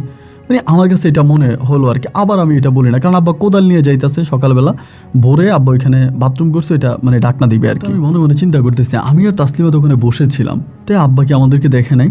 তো যাই হোক, আমি আর আব্বার কোনো কিছু বললাম না, আব্বু এটা ঢাকনা দিয়ে বা ওইখানে মাটি দিয়ে পরে চলে আসছে। এরকম করে তখন সময়গুলো কাটছে। এখানে আরেকটা বিষয় বলে রাখি, রাতের বেলা আমি ওরে বলি, আমার আম্মা কিন্তু তাসলিমের জন্য খুব কান্নাকাটি করে, প্রতিদিন কান্নাকাটি করে যে মেয়েটা আমার এত ভালোবাসতো, মেয়েটার সাথে আমার এই সম্পর্ক, হঠাৎ করে মেয়েটা কোথায় উধাও হয়ে গেল, হারিয়ে গেল। তা আমি আমার মানে তাসলিমারে বলতাম যে আম্মা তো কান্নাকাটি করে, অন্তত একটাবারের জন্য আম্মার সাথে একটু দেখা করো, তুমি আসো একটু আম্মার সাথে বসে একটু কথা বলো। ও আমাকে বলে না আমি কারোর সামনে যেতে পারবো না, আমার কারোর সামনে যাওয়া সম্ভব না, মানে ও যায় না। আর ওর হাতের আঙ্গুলগুলো না একটু অস্বাভাবিক ছিল ভাই, অনেক কিছু কেমন যেন আমার কাছে ডাউট লাগতো, বাট আমি ওরা ভালোবাসতাম, এই জন্য আমি সব কিছুই মেনে নিতাম। বা যেহেতু এত রাতের বেলা আসতো, এরকম করতে করতে প্রায় 1.5 মাসের মতো আমাদের সম্পর্কটা কাটলো। এবং ওই গাছের নিচেই 1.5 মাস পর একদিন হঠাৎ করে আমাকে একটা কথা বলে, আমাকে বলে বিল্লাল তুমি আমাকে সহজে পাবা না, তুমি সহজে পাবা না, আমাকে পেতে হলে আমার আব্বার ক্ষমতা তোমাকে, মানে আমার আব্বার ক্ষমতা থেকে, মানে আমার আব্বার যে একটা ক্ষমতা আছে ওই ক্ষমতা থেকে আমার আব্বাকে বের করতে হবে। আর আমি যদি ধরো তোমার বিয়ে করেও ফেলে, আমার আব্বা তোমাকে মেরে ফেলবে, আমার আব্বু তোমাকে আস্ত রাখবে না, আমার আব্বু তোমাকে মেরে ফেলবে। যার জন্য আমার আব্বা যাতে জিন পরি দ্বারা তোমার কোনো ক্ষতি করতে না পারে, এই জন্য আমার আব্বার কাছ থেকে এই জিন পরির ক্ষমতাটা কেড়ে নিতে হবে। যদি আব্বার কাছ থেকে জিন পরির এই ক্ষমতা কেড়ে নেওয়া যায়, তবেই আমি তোমার সাথে নীরবে নিবৃতে সংসার করতে পারবো, অন্যথায় তোমার সাথে আমার সংসার করা হবে না। আমার আব্বা যেভাবে হোক তোমার কাছ থেকে আমাকে নিয়ে যাবে। আমি তখন বললাম তাসলিমা কিভাবে আমি তোমার আব্বার কাছ থেকে তোমার আব্বার কাছ থেকে জিন পরি এগুলো সরাবো? আমি তো কোনো কবিরাজ না, আমি তো কোনো তান্ত্রিক না, খোনার না, আমার কাছে তো কোনো অলৌকিক ক্ষমতা নাই। তুমি কিভাবে তোমার বাবার কাছ থেকে জিন পরি এগুলোকে সরাবো? আমার দ্বারা কি এটা সম্ভব? ও আমাকে বলে হ্যাঁ, আমি যেহেতু বাবার ঘরে আছি, আমি তোমাকে এমন কিছু বুদ্ধি শিখাই দিব যেটা তুমি যদি করতে পারো, তাহলে আমার আব্বার কাছে আর কোনো ক্ষমতা থাকবে না তোমার ক্ষতি করার। আমি কালকে আসবো এবং কালকে এসে আমি তোমাকে বিস্তারিত বলবো, আজকে আমি চলে যাই। ওই দিনও একটু তাড়াতাড়ি চলে গেছে, আমার বাড়ির সীমানা পর্যন্ত আমি ওকে আগে দিয়ে আসছি, ও চলে গেছে। এরপরে রাতে ও তখন আসছে, আসার পর ওই রাত 3টা বাজে কীভাবে, অনেক সময় দেখা যায় আমি গিয়ে বসে থাকি 3টা বাজে মানে রাত 12টা বাজে বরাবর চলে আসবে, 1 সেকেন্ডও দিক সেদিক হয় না। এবং তখনও কিন্তু আমার মাথায় কোনো কিছু আসে না যে এরকমভাবে তো একটা মানুষের টাইম এভাবে একদম এক্স্যাক্টলি এই টাইমে মানুষটা কীভাবে আসে। যাই হোক, এরপরে ও তখন আসছে, এসে আমারে বলতেছে যে আমার হাতে তখন একটা, আপনারা যারা হোমিওপ্যাথিক ওষুধ খান তারা দেখবেন হোমিওপ্যাথিক ওষুধের যেই বোতলগুলো হয় বা সীসাগুলো হয়, এই বোতলগুলো কিন্তু আকারে খুব ছোট হয়, এরকম একটা হোমিওপ্যাথিকের একটা মানে এইরকম একটা বোতল, এই যেটা কাঠ দিয়ে উপরে কাঠ দিয়ে করা, কাঠ দিয়ে মুখটা মারা, ওরকম একটা বোতল আমার হাতে দিছে। আমি বললাম যে এটা কি তাসলিমা? ও আমাকে বলে এটার মধ্যে কয়েক ফোঁটা পানি আছে, মানে কয়েকটুকু পানি আছে। আমি বললাম এই পানি দিয়ে কী করবো? আমাকে বলে কালকে তোমাকে বলেছিলাম না, কালকের কথা কি তোমার মনে আছে? আমি বললাম হ্যাঁ মনে আছে। বলে কালকের কথা যদি মনে থাকে তাহলে আমার কথা খুব মনোযোগ দিয়ে শোনো, আমার কথা যদি তুমি ঠিকঠাক মতো পালন করতে পারো, আমার কথা যদি তুমি শোনো, তাহলে আমার আব্বার যে ভৌতিক বা অলৌকিক যে ক্ষমতা আছে, আমার আব্বার ওই অলৌকিক ক্ষমতা নষ্ট হয়ে যাবে। আর আব্বার অলৌকিক ক্ষমতা নষ্ট হয়ে গেলে পরে আমি তোমাকে সাথে আসবো, আমি তোমার সাথে সংসার করব, তোমার সাথে পালিয়ে যাব, এরপরে বাবা কোনো জিন পরি দ্বারা তোমার কোনো ক্ষতি করতে পারবে না। আমি বললাম হ্যাঁ, এটা কি করব? আমাকে বলে এটা নিয়ে তুমি রাতের বেলায় আমি তোমাকে সাথে নিয়ে যাব, সাথে নিয়ে যাওয়ার পরে আমি সেই পর্যন্ত যেতে পারবো না, আমার একটা সীমানা আছে, আমার আব্বা নাইলে বুঝে যাবে, আমি ওই সীমানাতে দাঁড়ায় থাকবো, এরপরে তুমি যাবা। আমার আব্বা যখন শেষ মানে ফজরের আগ মুহূর্তে আমার আব্বা যখন গোসল করার জন্য পুকুরে নামবে, আব্বা গোসল করা অবস্থায় তুমি তখন এই পানিটা পুকুরের মধ্যে ঢেলে দিবা, মানে পুকুরে একটা পাড়ে গিয়ে হয়তো তুমি মুখটা খুলে বোতলটা সহ পানিতে ফেলে দিবা, মুখটা খুলে। এরপরে তোমাকে আরেকটা কাজ করতে হবে। আমি বললাম কী কাজ? বলে দৌড়িয়ে যেই ঘরে আমার আব্বা তোমার মায়ের চিকিৎসা করেছিল মনে আছে? আমি বললাম আছে। বলে ওই ঘরের মধ্যে ঢুকবা, ঘরে ঠিক মাঝখান বরাবরে তুমি একটা গর্ত করবা। আমি বললাম তারপর? বলে গর্ত করার পরে ওই গর্তের ভিতরে তুমি দেখবা এক ধরনের একটা পাথর তুমি পাবা, যেটা আকার অনেকটা বড় একটা পাথর। যেভাবে হোক ওই পাথরটা তুমি ওখান থেকে আনবা। আমি বললাম তারপর? বলে ওই পাথরটা আনার পরে এই জায়গা থেকে পাথরটা মাথায় করে পারো, যে করে পারো পাথরটা আমার কাছে নিয়ে আসবা, আমি যে জায়গায় দাঁড়ায় থাকবো, এবং এই জায়গায় এনে যদি তুমি আমার কাছে পাথরটা দিতে পারো, তাহলে আমার বাবা তোমার আর কোনো ক্ষতি করতে পারবে না। দেখেন ও যে আমাকে কথাগুলো বলতেছে, ওই সময় আমার একটা বড় মাথায় জিনিসটা আসে না যে এই কাজটা তো তুমিও করতে পারো, তোমার ঘরের মধ্যে জিনিসটা। আমি ওরে কী প্রশ্ন করি, মানে আমি ওরে বলি যে আমি যদি এই কাজটা করতে যাই, তা তোমার আব্বা পুকুর থেকে ওইটা যদি দেখে ফেলে আমাকে ধরে ফেলবে না? আমি ঘরে ঢুকবো, দরজা ভাঙবো, এরপরে আমি এটা আনবো। ও আমাকে বলে দেখো তুমি যতক্ষণ পর্যন্ত কাজটা সম্পূর্ণ না হবে আমার আব্বা না পুকুর থেকে উঠতে পারবে না, এজন্যই তো তুমি পানিটা পুকুরে ফেলে দিবা। আমি বললাম তোমার আব্বা চিৎকার করবে উঠতে না পারলে? বলে আমার আব্বা চিৎকার করলেও আশেপাশের কোনো মানুষ আমার আব্বার চিৎকারের শব্দ শুনতে পাবে না। আমি বললাম তার মানে কি? ও আমাকে বলে আমার আব্বা ওই ওই যে পানিটা যখন তুমি ঢেলে দিবা আমার আব্বা এই জায়গাটার মধ্যে বন্দি হয়ে যাবে, মানে পুকুরে পানির মধ্যে বন্দি হয়ে যাবে। আমি তখন বললাম এই পানি তুমি কই পাইলা? ও আমাকে বলে এত প্রশ্ন আমাকে করো না, তুমি পারবা কি না, হ্যাঁ বা না? আমি বললাম পারবো। ও বলে আজকে যাবা? আমি বললাম হ্যাঁ আজকেই যাবো, কারণ আমি তোরে পাওয়ার জন্য পাগল। ও বলে ঠিক আছে তাহলে একটা খুন্তি নিয়ে আসো, যেটা দিয়ে মাটি খনন করা এরকম একটা খুন্তি নিয়ে আসো। পরে আমি কী করলাম, একটা খুন্তি হাতে নিলাম, মানে ঘর থেকে নিয়ে আসছি। কিন্তু ভাই একটা জিনিস এখানে বলি, খুন্তিটা আমি যখন হাতে নিলাম ও আর আমার পাশে আসে না, ও আমার কাছ থেকে মোটামুটি 2 থেকে 3 হাত দূরে দাঁড়ায় আছে। ও বলে তুমি আমার স্পর্শ করো না, তাহলেই সমস্যা হবে। কেন এইরকম কথাবার্তা বলে আমি তো বুঝি না, কিন্তু আমি জানি ও কবিরাজের মেয়ে, ওর যেটা বলবে সেটাই রাইট, বা ওর অনেক মানে ক্ষমতা আছে এই জন্য হয়তো বলতেছে। এরকম করেও আমার সামনে হাঁটতেছে, আমি ওর পিছনে হাঁটতেছি, হাঁটতে হাঁটতে হাঁটতে হাঁটতে যাইতেছে। আমার শরীর কিন্তু তখন মানে এরকম একটা মানে ছনছন করতেছে যে আমি এরকম একটা কাজে যাচ্ছি, এখন মানে ভয় ভিতরে প্রচণ্ড রকমের কাজ করতেছে যে এটা আমি করতে পারবো কি না। এখন দেখা যায় এটা করতে গেলে যদি ধরা খেয়ে যায় বা কিছু হয়, ওর আব্বা তো আমাকে মেরেই ফেলবে। আর ওর বাবার বাড়িতে হচ্ছে জিন ভূতের আখড়া, কোন দিক দিয়ে জিন আমাকে ধরে ফেলে, জিন আমাকে মেরে ফেলে, মানে হয়তো জিনে তো আমাকে মেরে ফেলতেও পারে, এই ভয়টা কাজ করে।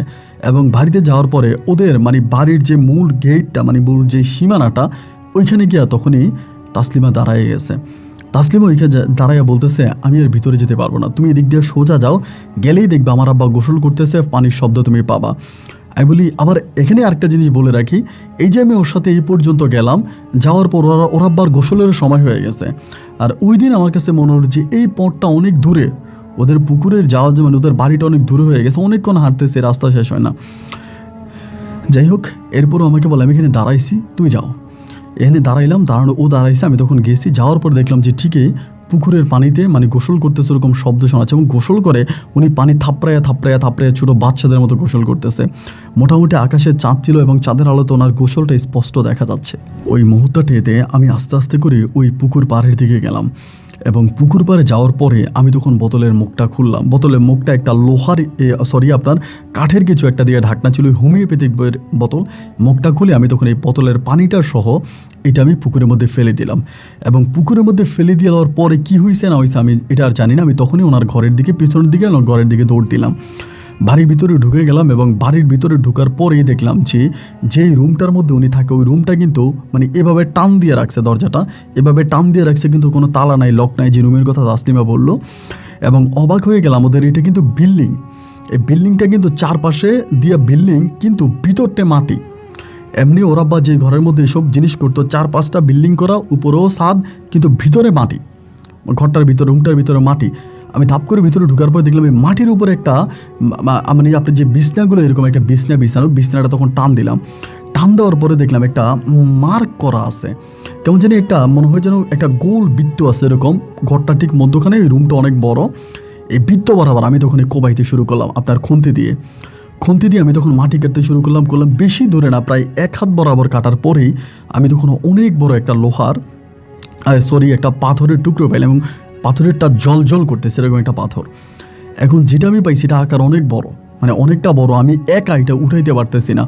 অনেক কষ্টের পরে, খুব কষ্টের পর আমি তখন এটাকে কাঁধে নিলাম, এবং কাঁধে নেওয়ার পরে আল্লাহ আল্লাহ করতে করতে করতে করতে ঘর থেকে বেরিয়েছি, ঘরের দরজা লাগাইনি এবং ওই খুন্তি ওখানে রেখে আসছি। বের হওয়ার পরে আমি তখন করলাম কি আপনার এরকম ওর কাছে পর্যন্ত আসছে, ও দাঁড়ায় আছে, ও আমাকে বলে আনছো? আমি বলে আনছি। এবার আমাকে বলো চলো এটা নিয়ে চলো। এইরকম করতে করতে ও এমন একটা জায়গার দিকে যাচ্ছে যে জায়গার বর্ণনা দিয়ে আমি আপনাকে শেষ করতে পারবো না, যেটা হচ্ছে আগে একটা সীতাখোলা ছিল, এবং ওই চিতাখোলার মধ্যে দিনে দুপুরে মানুষ জিন দেখতো, ভূত দেখতো, ওইখানের দিকেও যাচ্ছে। আমি বললাম তাসলিম আমি ওইদিকে যেমন আমার ভয় লাগতেছে। ও তখন কিন্তু পাথরের এক পাশে ধরছে, আমি আরেক পাশে ধরছি। ওই তখন আমার বলে শোনো ভয় পেও না, আমি যতক্ষণ তোমার সাথে আছি তোমার কিছুই হবে না। এরকম করে একটা জায়গার মধ্যে তখন মানে হিন্দুদের যেখানে পোড়ানো ওরকম একটা জায়গার মধ্যে তখন পাথরটা রাখছে। রাখার পর আমার বলে তুমি চলে যাও। আমি বললাম আমি চলে যাবো মানে তুমি? আমাকে বলে আমারই নিয়ে চিন্তা করো না, তুমি যাও। আমি বললাম তাসলিমা তুমি কী বলতেছো এগুলো? আমি তোমাকে এরকম একটা নির্জন জায়গার মধ্যে যেখানে বউতেই গেড়ে এরকম একটা জায়গায় আমি তোমাকে রেখে চলে যাব? তুমি কি পাগল হয়ে গেছো? ও আমাকে বলে যা বলতেছি, একটা ধমক দিয়ে আমাকে খুব জোরে। আমি ওর ধমকে ভয় পেয়ে যাই। আমি তখন পিছনের দিকে দৌড়ে বাড়ি পর্যন্ত আসি। আসার পরে তখন ফজর আজান দিয়ে দেয়। ফজর আজান দিলে পরে আমি তখন হাঁপাইতেছি আর ঘুমাইতেছি না, কি এরকম একটা জায়গা ওরে রেখে আসছি এই পাথরটা সহ। ও আমাকে ধমক দিয়ে চলে আসতে বললো। আমি তখন এই ফজর আজান দিচ্ছি, আমার আব্বা তখন উঠছে, উঠে আমার বলে কিরে তোর হাতে পেয়ে এরকম ময়লা মাটি কেন, তুই কি সারা রাত চুরি করছিস নাকি? এটা বলে আব্বা তখন নামাজ পড়ার জন্য মসজিদের দিকে যায়। আমি তখন এই হাত মুখ ধুই না, আমার আম্মা তখন আসছে, কিরে কী হয়েছে তোর এই হাতে পায়ে ময়লা কেন? আব্বা তখন করছে কি এইভাবে মসজিদ থেকে নামাজ পড়ে আমার আব্বা আবার জমি দেখার জন্য যায়। আমাদের যে জমি আছে জমি দেখার জন্য আমার আব্বা তখন জমি দেখতে যায়। তো ওই জমিগুলো কিন্তু আবার তাসলিমাদের বাড়ির ওইদিকে, দুইটা গ্রামের ওইদিকে জমি। আব্বা জমি দেখতেছে, আমার আম্মা বলে তোর হাতে পায়ে এত ময়লা কেন, এত ময়লা কেন তোর হাতে পায়ে, এত ময়লা কেন, তুই গোসল করে আয়, আমার বলে পুষ্করিতে ডুব দিয়ে আয়।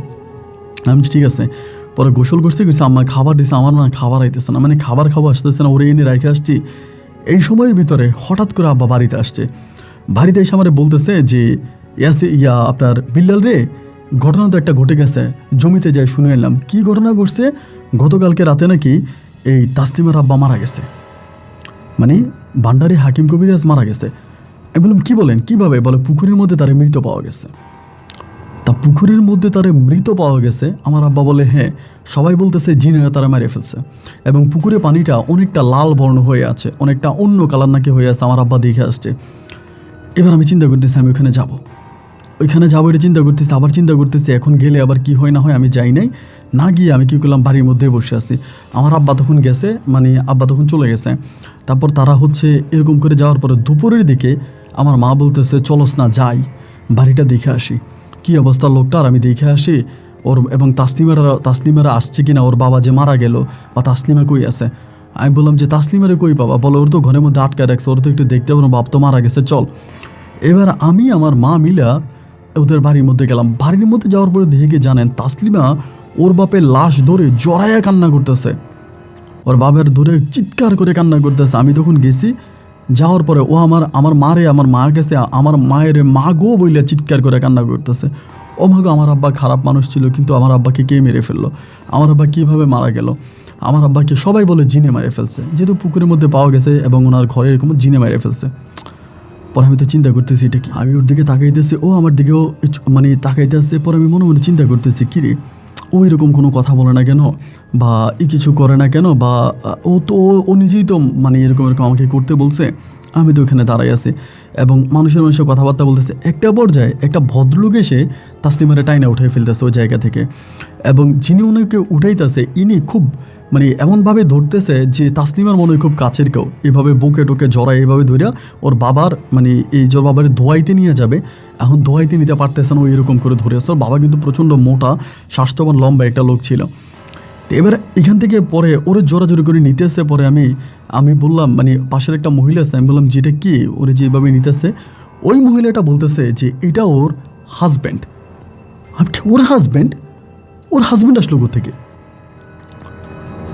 বলে এটা ওর জামাই। আমি বললাম ও মা কী বলে, তাসলিমের নাকি বিয়ে হয়ে গেছে? আমার আম্মা বলে আমি তো জানি না। আমি বলে খবর নাও। আম্মা তখন ভিতরের দিকে ঢুকলো, মানুষের লোক কথা কইলো, এবং কিছুক্ষণ পর আম্মা এসে বলে তাসলিমের তো বিয়ে হয়ে গেছে। কী গো তুমি, তাসলিমের বিয়ে হয়েছে? কবে বিয়ে হয়েছে? এটা কী ধরনের কথা? আমি তো গতকালকে রাত্রেও তাসলিমের সাথে ছিলাম। আমার আম্মা বলে কী বলছ তুই গতকালকে রাতে তাসলিমের সাথে ছিলি? আমি তো শুনলাম যে তাসলিমের বাবা যেদিন তোর বাবা বিয়ের প্রস্তাব দিয়ে গেছে, এর 2-3 দিন পরে তাসলিমের বাবা জোর করে ওর মামার বাড়িতে পাঠিয়ে দিছে, এবং সেখানে ওর নানা নানি ওর মামারা মিল্লা ওর জোর করে ওখানে বিয়ে দিয়ে দিছে। তা এই বিয়ে আজ থেকে আরও 1.5 মাস আগে দিয়ে দিছে। 1.5 মাস আগে যদি তাসলিমের বিয়ে হবে, এই 1.5 মাস প্রতি রাত 12টা থেকে 3টা পর্যন্ত কে আমার সাথে ছিল, এবং কে এইভাবে তাসলিমের বাবার পুকুরের মধ্যে পানি ঢেলে তাসলিমের বাবার ঘর থেকে এরকম করে পাথর বের করে আমার নিয়ে যেতে বলছে, এইটা কে? মনের মধ্যে তখন বারবার এই একই প্রশ্ন উদয় হইতেছে, আমার সাথে এটা কী হইল? ওইটা যদি তাসলিমা হয় তাহলে এটা কে? তাসলিমা যদি 1.5 মাস আগে বিয়ে হয়ে যায় তাহলে আমার সাথে কে এসে দেখা করছে? আমি তখন ভাই আমার হাত পা পুরো ঠান্ডা হয়ে গেছে, এবং আমি তখন কী করলাম, বাড়ির মধ্যে চলে আসলাম। বাড়ির মধ্যে আসছি এবং আসার পর ওর বাবার লাশও আমি কিন্তু মাটির জন্য ওর বাবার লাশে মাগরিবের কিছুক্ষণ আগে ওর বাবাকে দাফন কাফন করা হলো। আমার মা তখন বাড়িতে আসছে। আইসা আম্মা আমারে গালাগালি করতেছে, তুই এটা কী করলি, এটা কি তুই কোনো কাজ করলি, এটা কোনো কাজের মতো কাজ হইল, লোকটা মারা গেল, আমাদের সাথে একটা ভালো সম্পর্ক ছিল, আমাদের সাথে খারাপ কোনো সম্পর্ক ছিল না, তাহলে লোকটার কবরে তুই মাটি দিবি না, এ মানুষটার কবরে মাটি না দিয়ে তুই চলে আসলি। মা আমার এরকম করে ধমকাইতে আসছে। এখন ভাই আমি মাটি কি দিব, আমি ওনার কবরে মাটি কি দিব, মানে আমার তো ধরেন কলিজা শুকায় যাইতেছে যে এটা আমার সাথে কি হইল, এইটা আমার সাথে কি হইল, আমি কি দেখলাম কি করলাম, তাহলে ওইটা আমার সাথে কি, এরকম করে মানে রাত হয়ে গেল। রাত হয়ে যাওয়ার পর আমি ওই গাছের নিচে বসে আছি, তাসলিমা আসে কিনা দেখি। এবার দেখি তাসলিমার আসে না, তাসলিমা নাই। এবং তাসলিমা যখন আসলো না, পরে আমি কি করলাম, এর পরের দিনে তাসলিমা ওই বাড়িতে, মানে ওর বাবার বাড়িতে, আমি তখন ওই বাড়িতে গেছি। তখন ওরা হচ্ছে মানে ওর বাবা মাটি গেছে। এর পরের দিন ও তখন করলো কি, একটা ঘরের মধ্যে বসে আছে, চুপচাপ বসে আছে। আমি তখন বললাম, তাসলিমা ভালো আছো? আমার বলে, হ্যাঁ ভালো আছে। আমি তোর সাথে কথা বলতেছি ভাই, মানে আমার নিজের কাছে মনে হচ্ছে আমি অন্য কোনো গ্রহের মানুষ, আমার সাথে এগুলো কী হচ্ছে। আমি বললাম, আমাকে চিনছো? বলে, চিনবো না কেন, বিল্লাল কেমন আছো? আমি বললাম, ভালো আছি। তাসলিমা তোমার সাথে আমার একটু কথা ছিল। ও বলে, হ্যাঁ বলো। আমি বললাম, তুমি বিয়ে করলা কবে? ও বলে, অনেক মাস আগে। আমার আব্বা কিন্তু জোর করে পাঠাই দিছে, তো আমার আব্বা তোমার ক্ষতি করতো তোমার বিয়ে করলে, এই জন্য আমি ওখানে বিয়ে বসে গেছি। আমি বললাম, তুমি কি রাতের বেলা আমার সাথে গিয়ে কখনো দেখা করতা? আমার বলে, কি বলো, রাতের বেলা আমি তোমার সাথে দেখা করবো কেন? আমাকে তো আমার নানুর বাড়িতে নিয়ে গেছে, এবং যেদিন নিয়ে গেছে এর পরের দিন আমাকে বিয়ে দিয়ে দিছে। আমার তো রাতের বেলায় তোমার সাথে দেখা করার কথা না, কেন, কি হয়েছে? আমি বললাম, তাসলিমা তোমাকে যে বিয়ে দিল তোমার হাজবেন্ড কী করে? বলে, ব্যবসা বাণিজ্য করে এবং ওনার জায়গায় সম্পত্তি আছে, ওগুলো দেখাশোনা করে। আমি বললাম, তোমার হাজব্যান্ডের সাথে আমি একটু কথা বলতে পারি? বলে, না না না প্লিজ, আমার হাজব্যান্ডের সাথে কথা বললো না, আমি সংসার জীবন অনেক ভালো আছি, এবং উনি যদি আমার এগুলো জানতে পারে অতীত, তাহলে হয়তো উনি রাগ করবে বা মনে কষ্ট পাবে। আমি তখন মনে মনে চিন্তা করতেছি, ও আমার এগুলো কী বলে, ওর অতীত যদি জানতে পারে তাহলে ওর মনে কষ্ট পাবে, মানে আঘাত পাবে, আমি এটা বুঝতেছি না।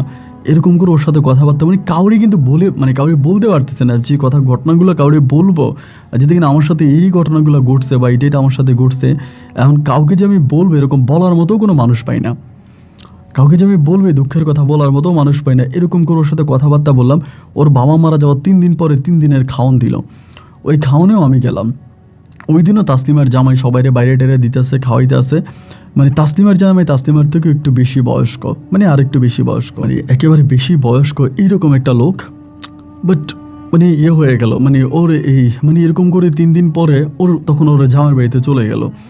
আমার তখন নাওয়া নাই, খাওয়া নাই, মানে ঘুম নাই। আমি মাঝে মাঝে ওর শ্বশুর বাড়ি ওইদিকে যাইতাম, ওরে দেখার জন্য ওইদিকে যাইতাম। অনেকে আমার অনেক বাজে বাজে কথাবার্তা বলতো, এবং তাসলিমাও তার আমার বাপ মায়ের কাছে বিচার দিছে। আমার আব্বা আম্মা আমাকে বলে, মেয়ের বিয়ে হয়ে গেছে, এরপরে তুই ওইদিকে কেন যাস, ওইদিকে তোর যাওয়া ঠিক না, বিবাহিত মেয়ের ওইদিকে তুই যাবি কেন?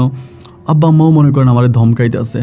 তা আমি তো আর ওইদিকেও যাই না, মানে ওইদিকেও যাই না, এখানেই পড়ে আছি। কিন্তু আমার প্রশ্ন হচ্ছে, আমার মনে বারবার একটা প্রশ্ন জাগে, তাহলে ওইটা কে ছিল যেটার আমার কারণ আমি তাসলিমার আব্বার সাথে বা তাসলিমার পরিবারের সাথে এত বড় বেইমানি করলাম?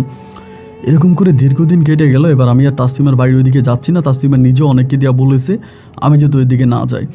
এরপরে আমি আমার ঘরের মধ্যে আসছি, ঘরের মধ্যেই থাকি।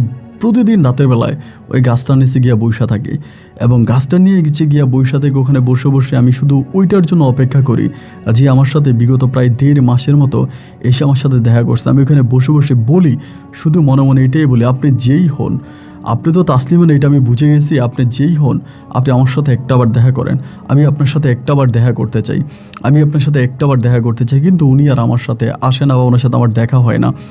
এইরকম করতে করতে একদিন হলো কি, প্রায় তার 2-3 দিন পরে আমি রাতের বেলায় ঘুমাই আসি পরে ওই দিন আমি যাই নাই, মানে মাঝে মাঝে যাই না, মাঝে মাঝে যাই না। গাছের নিচে ঘুমিয়ে থাকা অবস্থায় আমি হঠাৎ করে স্বপ্নে দেখি ওনারে, মানে ওই তাসলিমার আকার ধরে আসছে, এসে আমারে বলতেছে যে, বিল্লাল তুমি আমাকে মাফ করে দিও, তুমি আমার বোনকে বাঁচাইছো, আমার পরিবারকে বাঁচাইছো, এবং 1500 পরীকে তুমি এই দরজালের হাত থেকে, ওই খারাপ মানুষটার হাত থেকে মুক্ত করছো, এই জন্য আমরা তোমার কাছে চিরকৃতজ্ঞ। আমি স্বপ্নের মধ্যে বলতেছি, আপনি কে? বলে, আমার নাম ঝিনুক। আমি বললাম, আপনি? বলে, আমি একটা পরী। আমি বললাম, আমার তাসলিমা, আমি আপনার সাথে একটু কথা বলতে চাই। স্বপ্নের মধ্যেই বলতেছি। বলে, আমাকে এখন দেখলে ভয় পাবা না? আমি বললাম, না ভয় পাবো না, স্বপ্নেই বলতেছি। বলে, আচ্ছা ঠিক আছে, আমি তোমাকে ডাকবো, তোমাকে কালকে রাতে আমি ডাকবো। এই কথা বলে উনি চলে গেল। আমার তখন ঘুমটা ভেঙে গেল। আমার তখন মনে হলো যে হ্যাঁ, তার মানে উনি আমাকে সাড়া দিয়েছে, উনি আসবে। এরপরে রাতে আমি না ঘুমিয়ে বসে আসছি, এই ঘরের দরজায় এসে তাসলিমার কণ্ঠে আমাকে ডাক দিছে, অবিকল তাসলিমার কণ্ঠে। ডাক দেওয়ার পরেই ভাই আমি তখন দরজা খুলছি, খোলার পরে দেখি যে তাসলিমার মতো করেই উনি দাঁড়ায় আছে, এরকম ঘোমটা দিয়ে মুখ ঢাকা। আমার ভিতরে কিন্তু কোনো ভয় নাই, কারণ আমি এর সাথে এত কিছু করছি, ভয় কাজ করে না। আমি ডাইরেক্ট ওনার কাছাকাছি গেছি, যাওয়ার পরে গাছের নিচে গেছি। আমি বললাম, আমার সাথে এই কাজটা কেন করলেন? আপনি একটা পুরী হয়ে কেন আপনি তাসলিমের বাবারে মারাইলেন? বলে, তাসলিমের বাবাকে আমি মারাই নাই, উনি পানিতে থেকে ঠান্ডা অবস্থা উনি মরে গেছে, ঠান্ডা থাকা অবস্থা, তখন কিন্তু একটু ঠান্ডার মৌসুম ছিল। বলে, ঠান্ডা অবস্থায় উনি ওখানে মারা গেছে, আমি জাস্ট ওনাকে পুকুরে বন্দি করছি। আমি বললাম যে দেখেন, এই কাজটা আমার সাথে কেন হইল? আমি তো আপনাকে তাসলিমা মনে করে আপনার সাথে কথা বলছি, কিন্তু আপনি আপনাকে দেখবো, আপনি ঘোমটা খোলেন। বলে, না, ঘোমটা খুললে তুমি ভয় পাবা, আমি আমার তাসলিমার রূপে তোমার কাছে আর আসতে পারবো না। আমি বললাম, আমি তাসলিমাকে পেতে চাই, আমি তো তাসলিমাকে পাওয়ার জন্যই আপনার সাথে এগুলো করছি, আপনি আমাকে আমার তাসলিমাকে আমার কাছে এনে দেন। বলে, তাসলিমাকে তুমি পাবা। আমি বললাম, সত্যি আমি তাসলিমারে পাবো? কেমনে পাবো? বলে, আমি তোমাকে একটা কথা বলে দিই, শোনো, এটা কেউ জানে না, শুধু আমি জানি, মানে আমরা জানি, আর হয়তো তাসলিমার শ্বশুর শাশুড়ি বিষয়টা কিছুটা জানে, হয়তো কিছুটা জানেও না। আমি তখন বললাম, কি? বলে, তাসলিমার স্বামীর আগের একটা সংসার আছে। আমি বললাম, মানে? তাসলিমার স্বামীর আগের একটা সংসার আছে? বলে, হ্যাঁ, ওই সংসারে তাসলিমার স্বামীর 2টা মেয়ে সন্তান আছে, এটা তাসলিমা জানে না। এইটা তাসলিমার কানে খবরটা পৌঁছাই দিলেই তাসলিমা তার আগের স্বামীকে ছেড়ে তোমার কাছে চলে আসবে। আমি বললাম, কিভাবে? মানে আমি কিভাবে? ওই পরে উনি আমাকে পুরো ঠিকানাটা বলে, অমুক গ্রামের অমুক বাপ অমুক মেয়ে। আমাকে একটা কাগজের মধ্যে উনি সব লিখে আনে, ওই কাগজটা আমার হাতে দেয় যে এখানে সব ঠিকানা দেওয়া আছে, তুমি ঠিকানা অনুযায়ী গেলে ওইটা সব জানতে পারবা। এটা তাসলিমা জানে না, কিন্তু ওই মহিলা জানে যে ওনার হাজব্যান্ড দ্বিতীয় বিয়ে করছে, ওই মহিলা অনুমতি দিছে, কিন্তু এটা তাসলিমা জানে না। এই কথা বলে উনি বলে, আমি চলে যাবো, আমি তোমাকে বেশি সময় দিতে পারবো না, আমি যাই। এটা বলে উনি ওখান থেকে তখন হেঁটে হেঁটে আমাদের বাড়ির দিকে বেরিয়ে চলে যায়। আমি তখন ঘরের মধ্যে ঢুকলাম, এবং ঘরের মধ্যে ঢোকার পরে ওই মুহূর্তেই আমি তখন এই চিঠিটা হাতে নিলাম, বা লেখাটা খুব সুন্দর করে লেখা, উপরে বাংলায় লেখা, নিচে আরবিতে লেখা। লেখাটা দেখে আমি তখন করলাম কি, এর পরের দিন ওই গ্রামের উদ্দেশ্যে রওনা দিলাম। এটা আমাদের গ্রাম থেকে বেশ দূরের। সেই গ্রামে যাওয়ার পর আমি খোঁজ খবর নিয়ে জানতে পারলাম আসলেই তাসলিমার জামাই সেই গ্রামে বিয়ে করছে। তাসলিমার জামাইয়ের নাম বলার পর সবাই বলে ওই গ্রামে বিয়ে করছে। এবার আমি কি করলাম, তাসলিমা কখনই বাড়িতে আসে, এর কিছুদিন পরে তাসলিমার বাবার 40 হবে বা ওই রকম সময়, 40 হওয়ার কিছুদিন আগে তাসলিমা তখন তার স্বামীকে নিয়ে এই বাপের বাড়িতে আসে। আমি তখন তাসলিমার আমার মারে বললাম, মা তুমি গিয়া তাসলিমারে নিয়ে আসো। তাসলিমারে আমার মা আনতে গেল, পরে তাসলিমা ওর জামাইকে নিয়ে আমাদের বাড়িতে আসছে। এখন জামাইকে নিয়ে যখন আসছে, আমি তো আর জামাইয়ের সাথে কথা বলতে পারি না। এমন করতে করতে আমার এলাকার কিছু পোলাপাইন্ডে বললাম যে একটা কাজ কর, এরকম ওর জামাইরে নিয়ে চলে যা, ওর জামাইরে নিয়ে তোরা যা, আমি একটু তাসলিমার সাথে কথা বলবো। ওই সময় কিন্তু মোবাইল ফোন আপনার অত প্রচলিত ছিল না। পরে আমাদের এলাকার পোলাপাইন্ডে বলে, এলাকার পোলাপাই, দুলাভাই চলেন ঘুরে আসি। মানে বিকেলবেলা তাসলিমার জামাইরে নিয়ে আমার এলাকার পোলাপাইন চলে গেছে। এই সময় আমি তাসলিমারে ধরে আমি বললাম, তাসলিমা এই ঘটনা। আমার বিশ্বাস করে না। আমি বললাম যে তাসলিমা, আমি তোমারে ভালোবাসি। ও বলে, ভালোবাসতে 1.5 মাস কোথায় ছিল? আমি তোরে বলতে পারি 1.5 মাস কোথায় ছিলাম। আমি বললাম, দেখো, আমি তোমাকে এই ঠিকানা দিছি, এই ঠিকানা অনুযায়ী তুমি চলে যাও, এই ঠিকানা অনুযায়ী তুমি চলে যাও, এবং তুমি খোঁজখবর নিয়ে দেখো যে এটা সত্য কি মিথ্যা। এটা সত্য কি মিথ্যা তুমি খোঁজখবরটা নিয়ে দেখো। এবং এই ঠিকানা ওর কাছে দেওয়ার পর ও সেদিন চলে যায়। এর কিছুদিন পরেই, প্রায় 16-17 দিন পরে আমি জানতে পারি তাসলিমা তার স্বামীকে ডিভোর্স দিয়ে চলে আসছে ওর বাপের বাড়িতে, এবং ওর যে বাপের বাড়িতে ওর চাচি আছে, ওই চাচির বাড়িতে চলে আসছে। আমি তখনই মারে পাঠালাম, ও মা তুমি যাও, তুমি যেমনি পারো তাসলিমারে বুঝাইয়া আমার ঘরে তুমি তাসলিমারে নিয়ে আসো। আমার আম্মা তখন এই সুযোগটা কাজে লাগানোর জন্য তাসলিমার বাড়িতে গেল। যাওয়ার পরে বুঝে শোনায় প্রায় 5-7 দিন বোঝানোর পরে ও তখন রাজি হলো। ওর ওই বাড়িতে থাকা চাচি তখন আনুষ্ঠানিকভাবে তাসলিমাকে আমার কাছে বিয়ে দিল, এবং তাসলিমা সর্বোপরি আমার বউ হইল। বউ হওয়ার পরে দেখেন, ও তো আমাকে বিয়ে করছে, আমি ওর বউ। ও আমাকে বারবার জিজ্ঞেস করে যে তুমি কিভাবে জানলা আমার স্বামী আগে একটা বিয়ে করছে, এইটা তো অন্যরা কেউ জানে না, তুমি কেমনে জানলা, এবং 1.5 মাস ধরে তুমি কেন আমার খোঁজ খবর নিলে না, আমার কাছে গেলা না, 1.5 মাস পরে তুমি কেন আমাকে পাওয়ার জন্য এরকম পাগলামি করলা। এরকম অসংখ্য প্রশ্ন ও প্রতিনিয়তই আমাকে করতে থাকে। কারণ একবার মঞ্চে ওরে বলি, আবার বললেও কি মনে করবে।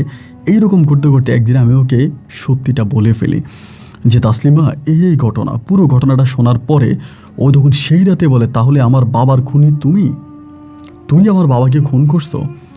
এইটা বলে ভাই, ওর সাথে আমার সংসার চলতেছে, কিন্তু এমতো অবস্থার মধ্যে ওই তখন করলো কি, এর পরের দিনে সকালবেলা, দেখেন আমার স্বামী স্ত্রীর সম্পর্ক আছে, আমরা বিয়ে করছি মানে কয়েকটা মাস পরে আর কি। এরই সকালবেলা ও গিয়ে আমার নামে দিল থানাতে মামলা, আমাদের লোকাল থানা থেকে আমার নামে মামলা দিল, এবং মার্ডার মামলা দিয়েও আমাদের বাড়ি থেকে চলে গেছে। চলে যাওয়ার পরে আমি ওরা খুঁজতে শুরু করলাম। আমি ওরে খুঁজতে শুরু করলাম, ও কই গেল না, ওরে আর আমি পাই না। ওর বাড়ি থেকে তখন মামলা দিল, পুলিশে দৌড়ায় প্রায় বিশ্বাস করেন 1.5 বৎসরের মতো। এই মামলায় 1.5 বৎসরের মতো আমি পালাতক অবস্থায় থাকি। 1.5 বৎসরে কোনো কিছু প্রমাণিত হয় নাই যে আমি ওর বাবারে মারছি। এরকম লাশটা পর্যন্ত উঠানো হয়েছে, এই মামলায় লাশ পর্যন্ত উঠাইছে, আবার পুনরায় পোস্টমর্টম করছে, কিন্তু ওইরকম কিছু পাওয়া যায়নি। উনি ঠান্ডার কারণে মারা গেছে, উঠুকে মারা গেছে, কোনো কিছু পাওয়া যায়নি। মানে 1.5 বৎসর পরে আমার মামলা খালাস হয়। এই 1.5 বৎসরে আমাদের জমি জামা যা আছে, আমার আব্বার দোকানপাট যা আছে, সব বিক্রি করে দেওয়া লাগছে শুধু এই মামলা চালাইতে। 1.5 বৎসর পরে তাসলিমা কি করছে আপনি শুনলে অবাক হয়ে যাবেন। এই তাসলিমা পুনরায় আবারও এই সতীনের সংসার করার জন্য ওর আগের স্বামীরই বিয়ে করছে। সতীনের সংসার করার জন্য আগের স্বামীকে বিয়ে করছে এবং ও সবার কাছে বলতেছে যে আর যাই হোক, আমি জেনে শুনে আমার বাবার হত্যাকারীকে, আমার বাবার খুনির সাথে আমি সংসার করব না। যে আমার বাবাকে হত্যা করেছে, আমি এরকম লোকের সাথে জেনে শুনে সংসার করব না। আমি অবাক হয়ে গেলাম, যে বাবার নামও কোনোদিন নিত না, যে বাবার চেহারাও দেখতো না, যে বাবার সাথেও কথা বলতো না। আমি ওর এও বলছি যে তোমার বাবা 1500 পরীকে বন্দি করে এগুলো করতো, ওই পরীটা আমারে বলছে, পরীটার নাম চিনুক ছিল, বলছে। ও কোনো কিছুই বিশ্বাস করে না। এরপরে ও ওর মতো করে সংসার করলো, পুনরায় আবহাওয়া বাচ্চা কাচ্চা হলো। এখন পর্যন্ত সতীনের সংসার করে।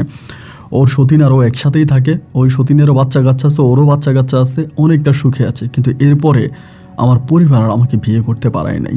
এই পর্যন্ত আমি আর বিয়ে শাদী করিনি এবং সর্বোপরি আমার ছোটো ভাইয়েরা বিয়ে করছে, ওদের বাচ্চা কাচ্চা আছে। এখন আমার বয়স প্রায় অনেক বেশি, আমিও প্রায় মরণ পথের যাত্রী এবং আমি মাঝে মাঝে চিন্তা করি যে আমার অপরাধটা কোথায় ছিল। ওই পরীটাও আর আমার কাছে আসে না। ওই যে ঝিনুক নামের যে পরীটা ছিল, যে পরীটা আমাকে দিয়ে কাজগুলো করাইছে, এই পরীটাও আর কখনো আমার কাছে আসে নাই। আমি অনেকভাবে পরীটাকে ডেকেছিলাম, স্বপ্নও দেখি নাই, বাস্তবও দেখি নাই, এবং আমাকে ছেড়ে তাসলিমও চলে গেল। আমি সব হারালাম। এখন শুধু মৃত্যুর জন্য অপেক্ষা করে যাচ্ছি। কিছুদিন আগে আমার ছোট ভাইয়ের বউয়ের মোবাইলে আপনার একটা ভিডিও দেখলাম। আমার ছোট ভাইয়ের বউ আমারে বলে, ভাইয়া একটা গল্প শুনবেন? এরকম করে আমার একটা গল্প শোনাইলো। আমি আপনার গল্পটা শুনলাম, ভাল লাগলো। পরে আমি বললাম যে আমার ঘটনাগুলো কি বলতে পারবো? আমার ছোটো বোনের বউ, আমার ছোটো ভাইয়ের বউ বলে হ্যাঁ বলতে পারবেন। পরে আমার কথাগুলো বললাম, আমার ছোটো ভাইয়ের বউ আপনাকে কীভাবে লিখে পাঠাইছে আমি জানি না, আপনাকে লিখছে। যদি আপনি পড়েন আমার সাথে একটু যোগাযোগ করবেন, এটা আমার ফোন নাম্বার। ভালো থাকবেন, আসসালামু আলাইকুম।